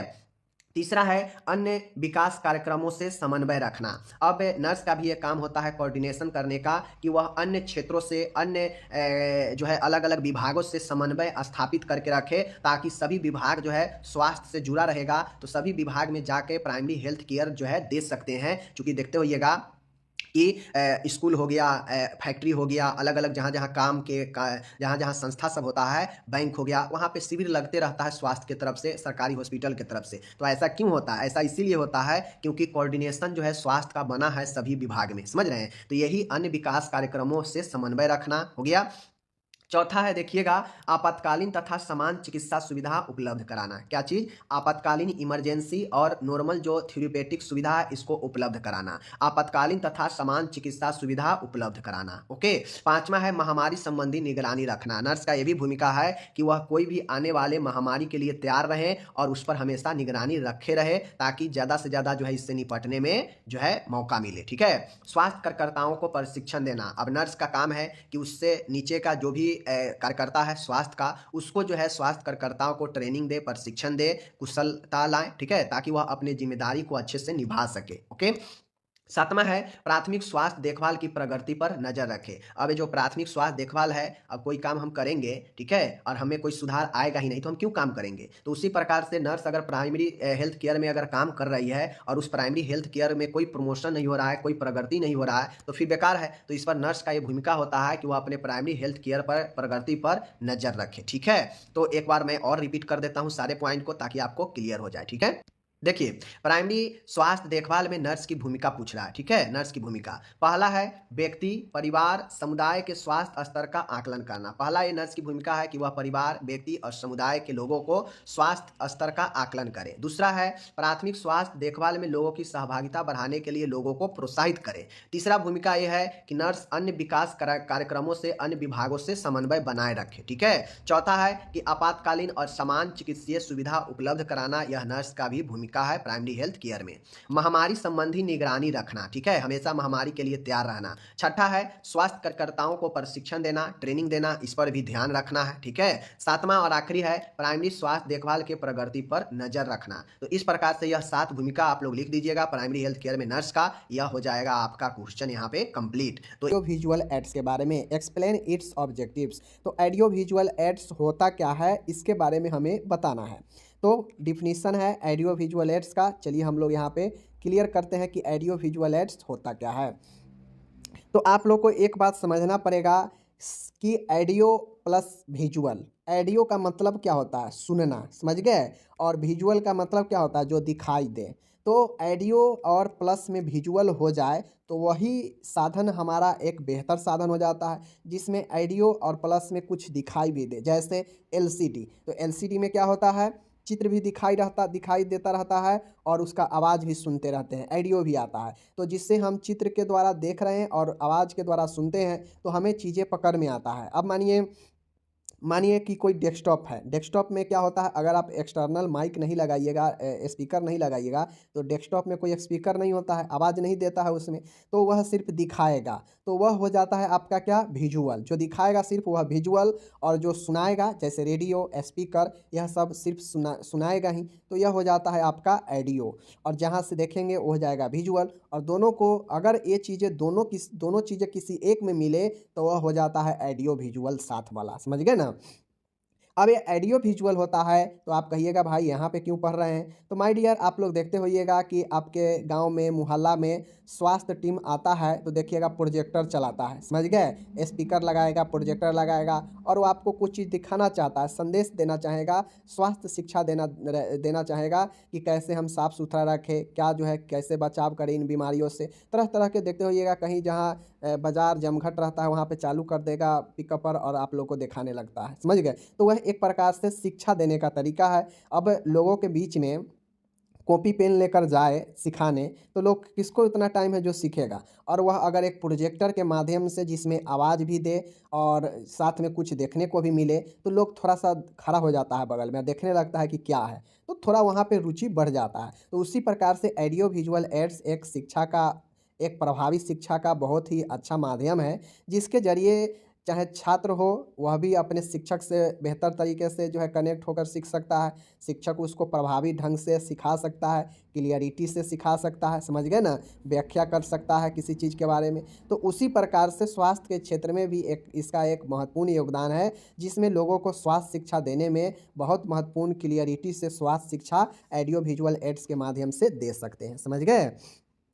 ऑडियो विजुअल एड्स एक वह उपाय है जो संपूर्ण त्रिकोणीय अधिगम प्रक्रिया में सहायता करता है। जो क्या करता है आपके कि संपूर्ण त्रिकोणीय अधिगम प्रक्रिया में यानी सीखने में सहायता करता है, जिनके द्वारा शिक्षक एक से अधिक संवेदी माध्यमों का उपयोग और सिद्धांतों की स्थापना के लिए, स्पष्टता के लिए, संबंध बताने के लिए, व्याख्या करने के लिए, मूल्यांकन हेतु करता है। तो ऑडियो विजुअल एड्स का मतलब सीधा समझिए कि यह एक शिक्षा का माध्यम है जिससे किसी भी क्षेत्र में उपयोग किया जा सकता है, चाहे स्वास्थ्य के क्षेत्र हो, चाहे पढ़ाई का क्षेत्र हो, चाहे हेल्थ एजुकेशन का सेक्टर हो, चाहे कहीं भी किसी को कुछ बताना हो, तो उसमें भी जो है हम ऑडियो विजुअल के ऐड के माध्यम से प्रभावी ढंग से जो है हम किसी को समझा सकते हैं। ऑडियो विजुअल एड्स इसलिए महत्वपूर्ण हो जाता है क्योंकि इसमें आप किसी को कुछ बताते हैं ना, तो वो बिल्कुल बताना बहुत आसान रहता है, स्पष्ट तरीके से बता पाते हैं, संबंध को क्लियरिटी कर पाते हैं, समझ गए ना? जिससे सामने वाला जो सीखने वाला हो उससे मन लगता है, उससे रुचि बढ़ता है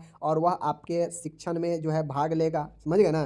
तो यह जो है श्रव्य दृश्य साधन एक शिक्षा का माध्यम है, जिसके जरिए, जिसकी सहायता से जो है कोई शिक्षक हो या स्वास्थ्य कार्यकर्ता हो, वह लोगों को स्वास्थ्य शिक्षा बिल्कुल प्रभावी ढंग से देता है, जिसमें हम लोग विभिन्न प्रकार के साधनों का उपयोग करते हैं, समझ गए? इससे साधन इसलिए कहा जाता है क्योंकि हम इसमें बहुत सारे अलग अलग चीज़ों का जो है साधन करते हैं शिक्षा, स्वास्थ्य शिक्षा देने में प्रभावी रूप से, समझ गए? एक टीचर भी जिस प्रकार से एक टीचर है, अब मानिए हमारे पास उतना बजट नहीं है, नहीं तो अगर हम चाहें आपके सामने कि एक जो डिजिटल बोर्ड आता है, डिजिटल बोर्ड रखें और डिजिटल बोर्ड में हम खुद आएँ और आपके सामने यह नोट्स को जो है सामने से मैं बताऊं, तो आपको कितना ज़्यादा इंटरेस्ट और बढ़ जाएगा। लेकिन बजट का प्रॉब्लम से हम ऐसा नहीं कर पाते हैं, लेकिन मुझे भी मन रहता है कि डिजिटल बोर्ड लाए और वहाँ पे रेगुलर क्लास आप लोग को डिजिटल बोर्ड पर कराए, जिससे आप लोग को और ज़्यादा इंटरेस्ट बढ़े, समझ गए? लेकिन ऐसा नहीं हो पाता है, तो कहीं ना कहीं एक प्रकार से उतना प्रभावी नहीं है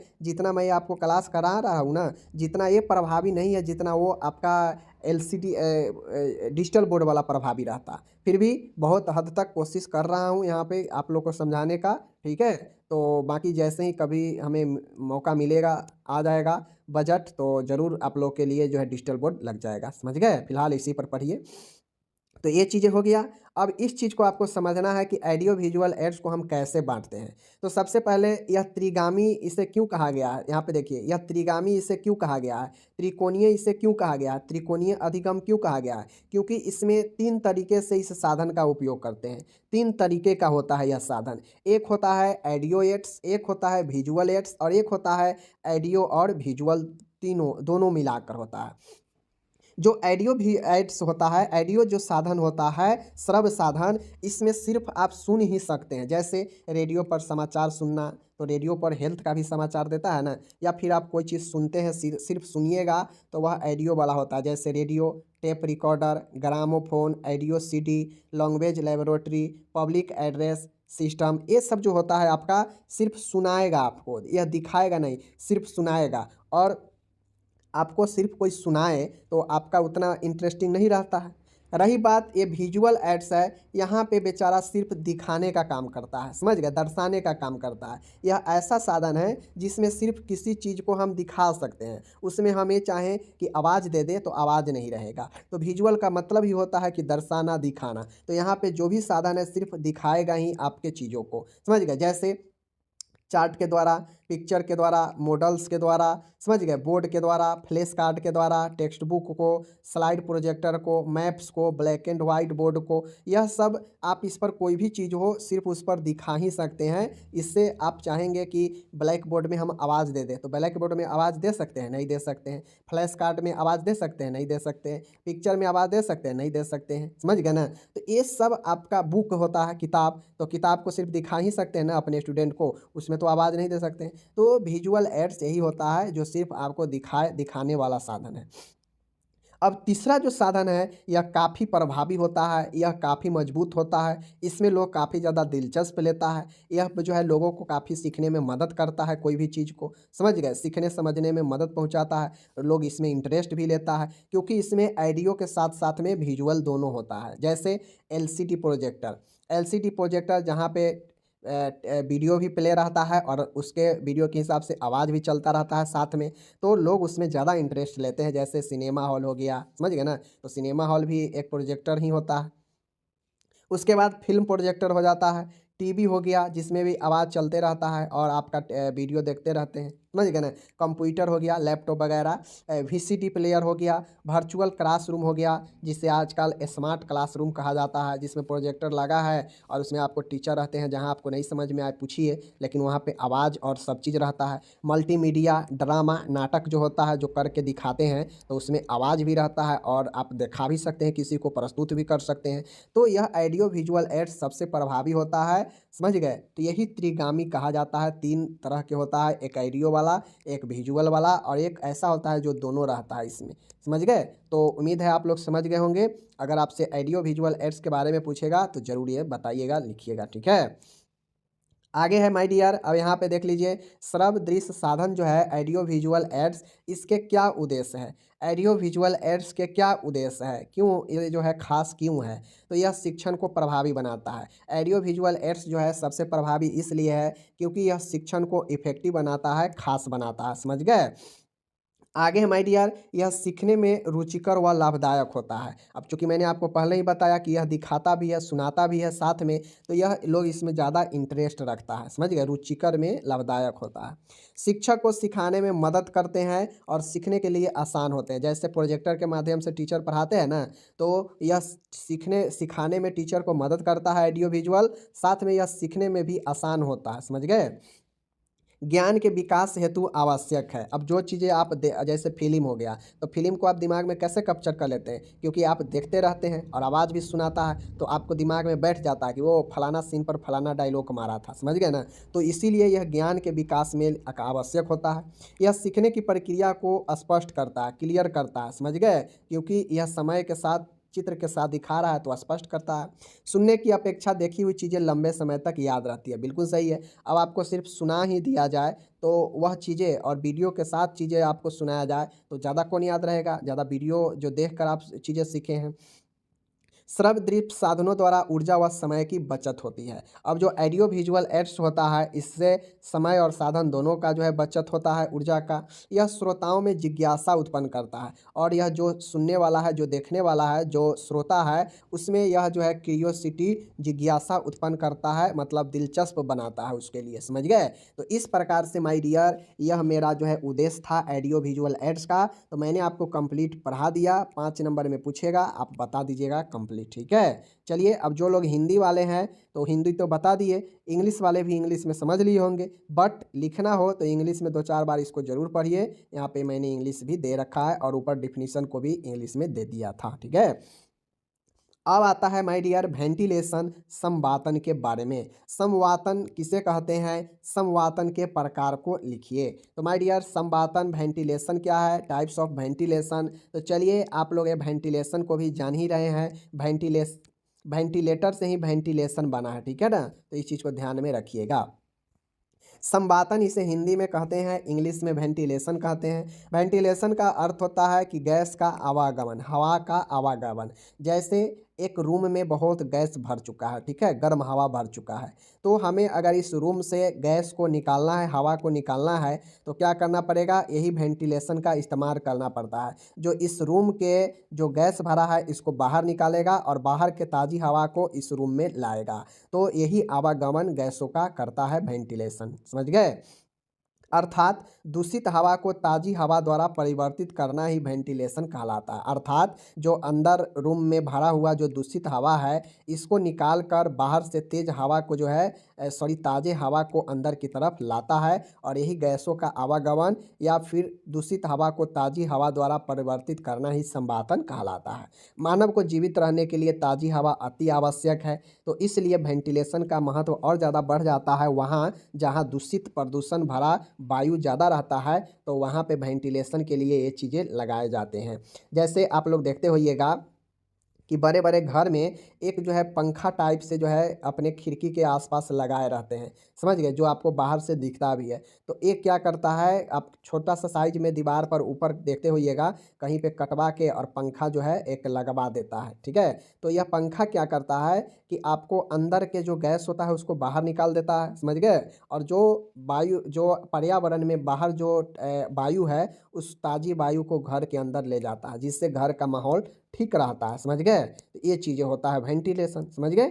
चलिए, वेंटिलेशन मुख्यतः दो प्रकार के होते हैं, कौन कौन आपके सामने में है। पहला वेंटिलेशन नेचुरल वेंटिलेशन, प्राकृतिक संवातन होता है, ठीक है। प्राकृतिक संवातन का कहने का मतलब है कि प्राकृतिक हवा में व्याप्त होती है, समझ गए, प्राकृतिक हवा वातावरण में व्याप्त होती है, मतलब मौजूद रहती है। ये स्वास्थ्य के लिए तथा व्यक्ति को जीवित रहने के लिए अति आवश्यक है। अब आपको पता है कि प्राकृतिक संवातन नेचुरल वेंटिलेशन का मतलब है कि जो प्राकृतिक जो नेचुरल एयर है वह हमारा इन्वायरमेंट वातावरण में है। अब ये स्वास्थ्य के लिए और जीवित व्यक्ति के लिए जीवित रहने के लिए काफ़ी आवश्यक होती है, अति आवश्यक होती है शुद्ध वायु, समझ गए, प्राकृतिक हवा। बहती हुई हवा की ये विशेषता होती है कि वह दूषित हवा को दूर कर देती है। अब जिस प्रकार से एक नदी है और एक तालाब है, तालाब में जो जल होता है वह जो है बहता हुआ नहीं रहता है, यह यहाँ पे जमा रहता है तालाब में पानी। लेकिन जो नदी के पानी का विशेषता है, यह नदी के पानी जो है अपने धाराओं के साथ बहते रहता है, तो इसलिए यहाँ पे पानी जमा नहीं रहता है और हमेशा नए नए पानी ताज़े ताज़े पानी आते रहता है नदी में, ठीक है। लेकिन एक तालाब का पानी क्या होगा, दूषित हो सकता है, क्यों, क्योंकि इसमें जो है आपके पानी इकट्ठा रहता है और यही पानी जो है 6 महीना साल भर तक जो है जमा रहता है, समझ गए, या ज़्यादा भी शामिल रहता है। तो उसी प्रकार से जो हवा की बात होता है माय डियर, तो बहती हवा का ये विशेषता होता है कि जो हवा बह रहा होता है उसका विशेषता है कि यह दूषित हवा को जो है दूर कर देता है, दूषित हवा को अपने जगह से हटा देता है, ताज़ी हवा, समझ गए। हवा में मौजूद सघनता दूषित हवा को हटाकर ताज़ी हवा से बदल देती है, क्योंकि वायु का प्रवाह अधिक सघनता से कम सघनता की ओर होती है। तो माय डियर, जिस प्रकार से पानी भी अपना जो है एक दिशा में बहते रहता है, उसी प्रकार से ताज़ी हवा जो है क्या होता है कि ताज़ी हवा बहकर दूषित हवा को जो है हटाकर वहाँ पे जो है जाकर अपना जगह बना लेता है, क्योंकि वायु का प्रवाह जो है अधिक सघनता से अधिक डेंसिटी से कम डेंसिटी की तरफ होती है, समझ गए। और शुद्ध हवा, बहती हुई हवा जो है गंदी हवा को क्या करता है, दूर कर देता है, और यह आपका नेचुरल वेंटिलेशन है, समझ गए, प्राकृतिक वेंटिलेशन, जिसमें हमारा प्राकृतिक रूप से हवा ही दूषित हवा को जगह से हटा देता है, समझ गए। तो ये हो गया नेचुरल वेंटिलेशन। अब आगे आता है मैकेनिकल वेंटिलेशन, मशीनों के द्वारा, समझ गए, यांत्रिक संवातन, मैकेनिकल वेंटिलेशन। मशीनों के द्वारा जो हवा प्रवाहित होती है उसे यांत्रिक संवातन कहते हैं। अब हॉस्पिटल सब में भी ये चीज़ें का इस्तेमाल किया जाता है, समझ गए ना। तो मशीन के द्वारा जो मैकेनिकल वेंटिलेशन होता है उसमें मशीनों का इस्तेमाल किया जाता है। मशीनों के द्वारा जो हवा प्रवाहित होता है उसे यांत्रिक वेंटिलेशन कहते हैं। मशीन अर्थात पंखा जो कि विद्युत चालित होते हैं। अब पंखा जो लगाया जाता है वो तो इलेक्ट्रिक से ही चलता है।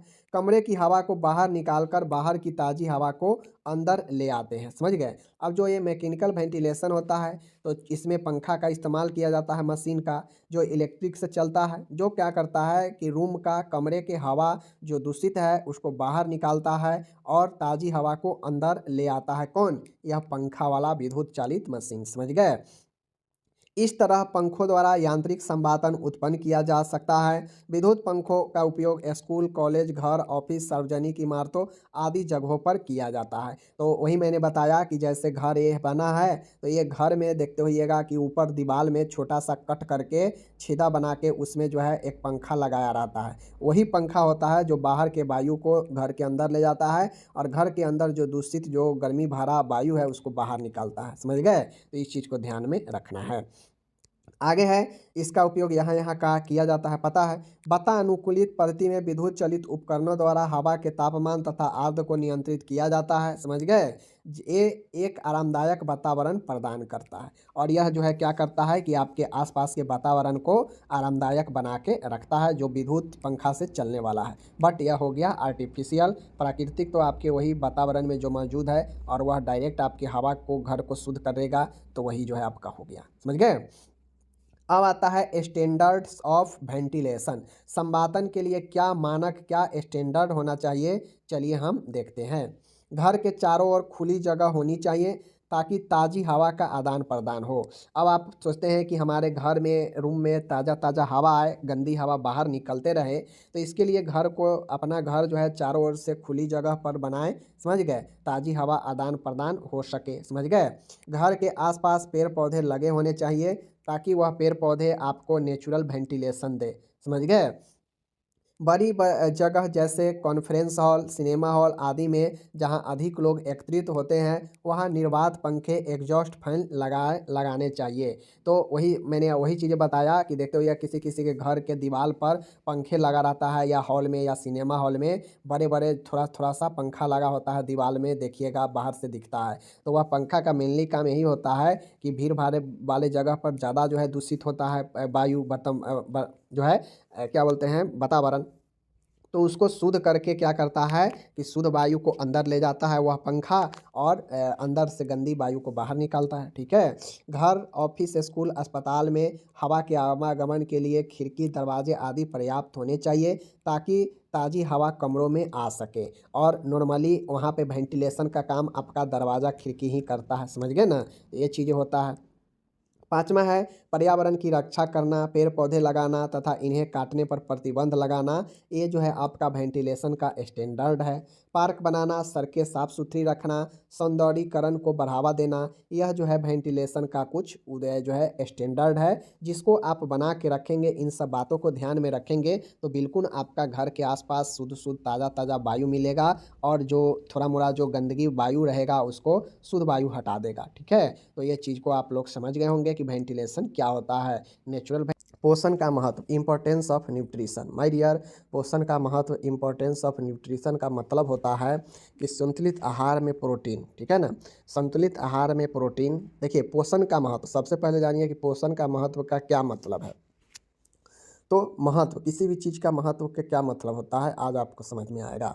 संतुलित आहार में, बैलेंस डाइट में प्रोटीन, सुरक्षा प्रदान करने वाले पदार्थ जैसे आपको विटामिन हो गया, खनिज हो गया, पोषक तत्व समुचित मात्रा में होनी चाहिए। देखिए संतुलित आहार में प्रोटीन, विटामिन, खनिज, ठीक है ना, फैट, कार्बोहाइड्रेट, प्रोटीन, ये सब आवश्यक मात्रा में होनी चाहिए। समझ गए? समुचित मात्रा में होनी चाहिए, जितना शरीर के लिए ज़रूरी है वही हमारा जो है पोषण होता है। ठीक है? संतुलित आहार होता है। संतुलित आहार में ऐसा नहीं है कि आपको प्रोटीन ज़्यादा हो जाए, विटामिन कम हो जाए। ठीक है? मिनरल ज़्यादा हो जाए, प्रोटीन कम हो जाए, तो ये गड़बड़ है। कम और ज़्यादा, कोई चीज़ ज़्यादा कोई चीज़ कम हो जाए तो ये आपका संतुलित आहार नहीं बताता है।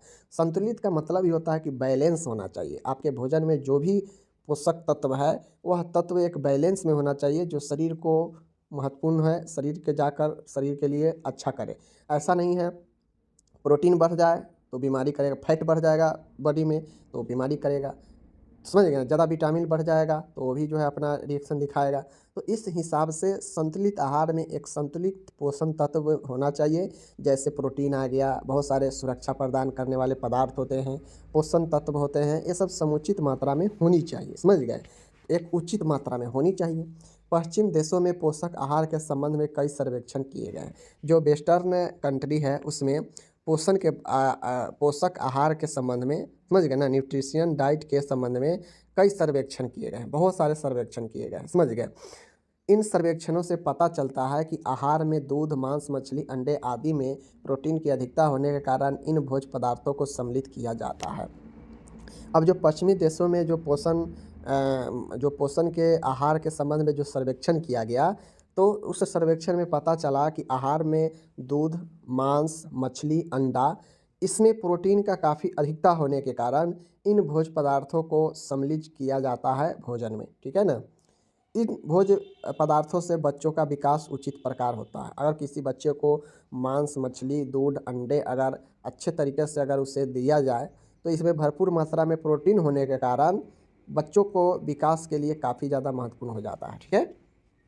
आमतौर पर देखा जाता है कि लोगों द्वारा संतुलित आहार लेने से उनकी पोषण शक्ति में सुधार होता है, वे अस्वस्थ एवं रोग से बचे रहते हैं।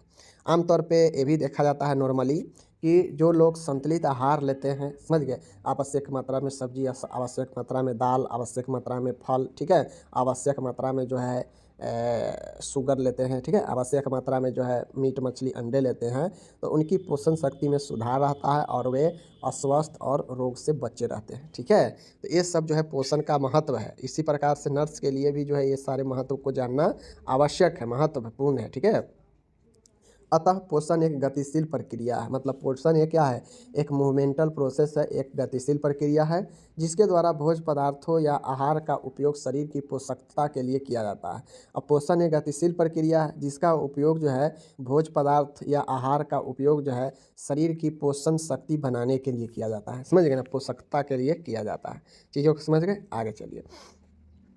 आगे है, कहता है अच्छा पोषण स्वास्थ्य की मूलभूत आवश्यकता है। बिल्कुल, देखिए 50% जो बीमारी व्यक्ति को होता है ना, वह आपके पोषण के गड़बड़ी के कारण ही होता है, समझ गए। भोजन में उल्टा सीधा खाने से ही होता है, समझ गए। कोई व्यक्ति बहुत ज़्यादा तेल खाने लगेगा, बहुत ज़्यादा मसाला बनाएगा, ठीक है ना, बहुत ज़्यादा जो है फैटी भोजन लेने लगेगा, तो हार्ट ब्लॉकेज, बहुत सारा समस्या आने लगता है। तो अच्छा पोषण जो है आपके स्वास्थ्य की एक मूलभूत आवश्यकता है। बहुत सभी भोजन में आपको उचित मात्रा में हो तो आपके लिए बेहतर है। यह समान वृद्धि और विकास की विशेषता में सुधार करने के लिए आवश्यक है। अब अच्छा पोषण आपके वृद्धि और विकास के लिए काफ़ी ज़्यादा महत्वपूर्ण रहता है, सुधार करता है आपके। तो अच्छा पोषण स्वास्थ्य के मूलभूत आवश्यकताओं में से एक है, समझ गए। आहार में एक या एक से अधिक पोषक तत्वों की कमी या उनकी अधिकता के कारण कुपोषण की स्थिति हो जाती है। अब माय डियर, आहार में हम भोजन ले रहे हैं, ठीक है, मान गए हम उसमें भोजन में फैट वाला चीज़ ज़्यादा ले रहे हैं, ठीक है, तो हमारे बॉडी में क्या हो जाएगा, फैट बढ़ेगा, वह फैट मोटापा लाएगा और उससे बहुत सारे बीमारी हो जाता है, ठीक है। अगर उसी प्रकार से हमारे भोजन में विटामिन की कमी हो जाएगा तो हमारे बॉडी का जो वृद्धि है वो क्या हो जाएगा, गड़बड़ा जाएगा। तो इस हिसाब से क्या हो जाएगा कि आपको आहार में एक या एक से अधिक जो पोषक तत्व होता है, विटामिन, खनिज, प्रोटीन, फैट, वसा, कार्बोहाइड्रेट, इन सभी का कमी या फिर इन सभी का अधिकता के कारण आपके अंदर कुपोषण की स्थिति उत्पन्न हो जाती है। अब आहार में पोषक तत्व का आपका कमी होगा फिर भी आपका जो है कुपोषण होगा, ठीक है, और ज़्यादा होगा फिर भी जो है कुपोषण की स्थिति हो जाएगा, समझ गए। आगे चलिए। जिससे मोटापा, एनीमिया, बेरी रतौंधी आदि रोग उत्पन्न हो जाते हैं। जिससे क्या होता है कि मोटापा आता है व्यक्ति में, एनीमिया आता है, ठीक है, बेरी आता है, रतौंधी आता है, आदि रोग उत्पन्न हो जाते हैं। जिसके कारण क्या होता है कि व्यक्ति में जैसे ही पोषण की स्थिति गड़बड़ाएगा, कुपोषण आएगा, तो व्यक्ति में ये सारा बीमारी आ जाता है। अब इस सारे चीज़ों के बारे में अगर एक नर्स को जानकारी है कि पोषण क्यों जरूरी है व्यक्ति के, इसका क्या महत्व है, तो वह इस सारा चीज़ों को अगर जानती है तो वह जो है फिर पोषण के लिए अपना काम करेगी, योगदान देगी, ठीक है ना। तो ये सारे नॉलेज आप लोग लिखिएगा कि पोषण क्या ज़रूरी होता है, पोषण क्या करता है, अच्छा पोषण में क्या मौजूद होता है, बढ़ने से पोषक तत्वों की क्या होता है, घटने से क्या होता है, ठीक है ना, स्वास्थ्य के लिए कितना महत्वपूर्ण है या वृद्धि विकास के लिए कितना महत्वपूर्ण है, ठीक है ना, यह शरीर में क्या करता है। तो जब इन सब चीज़ों के महत्व के हम पोषण के बारे में समझ रहे हैं, मतलब हम उसके महत्व को जान रहे हैं कि यह बॉडी में कितना ये हमारे लिए महत्व है, पोषण, न्यूट्रिशन, ठीक है ना। तो एक नर्स को ये जानना बहुत ज़रूरी है कि पोषण का क्या महत्व है, समझ गए। तो यही सारा महत्व है जो कि मैंने आपको बता दिया। अगर आपसे एग्जाम में पूछे तो आप अच्छे से इसको डिस्क्राइब करके लिख दीजिएगा, ठीक है। 5 नंबर में इतना जो है लिखने के लिए आपको 5 नंबर मिल जाएंगे, ठीक है ना। कुछ नहीं है, आपको पोषण के बारे में लिखना है कि पोषण में क्या होना चाहिए, पोषण में क्या होता है, पोषण का क्या रोल होता है, पोषण कहाँ से मिलता है ज़्यादा, समझ गए। पोषण में जो लेते हैं भोजन में अगर कोई चीज़ का कमी हो जाएगा तो क्या हो जाएगा, बढ़ जाएगा तो क्या हो जाएगा, तो कैसे हमको संतुलित रखना चाहिए, पोषण का बॉडी में क्या रोल होता है। तो ये सारे चीज़ों को जो है अगर पोषण सही से नहीं लेते हैं तो क्या हो जाएगा, तो इन सारों चीज़ों का जानकारी जो है नर्स को रखना चाहिए, यही पोषण का महत्व हो जाता है। तो एक आम व्यक्ति के लिए भी पोषण का महत्व ज़रूरी है और नर्स के लिए तो ज़रूरी ही है, क्योंकि जब नर्स पोषण के महत्व को नहीं समझ पाएगी तो मरीजों को कैसे अच्छा पोषण वाले भोजन लेने के लिए कहेगी, ठीक है ना, या फिर कौन सा भोजन लेने के लिए कहेगी जो आवश्यकता होगा। तो इसलिए पोषण ज़रूरी है, ठीक है ना। तभी जाते होइएगा डॉक्टर के पास तो देखते होइएगा कि डॉक्टर हो, स्वास्थ्य कार्यकर्ता हो, बताया जाता है कि आप फलाने भोजन कीजिए, फलाने टाइप्स का भोजन कीजिए, समझ गए ना। अगर किसी को प्रोटीन का ज़रूरी हो तो उसको कहा जाता है कि मांस, मछली, दूध, अंडा खाइए, समझ गए। अगर किसी को विटामिन सी का कमी हो जाए तो उसको कहा जाता है खट्टे पदार्थ लीजिए, ज़्यादातर आंवला, नींबू, समझ गए ना, संतरे का जूस, ये सब। तो इसी प्रकार से आवश्यकता के अनुसार से जो है आपको यह पूरा करता है, ठीक है।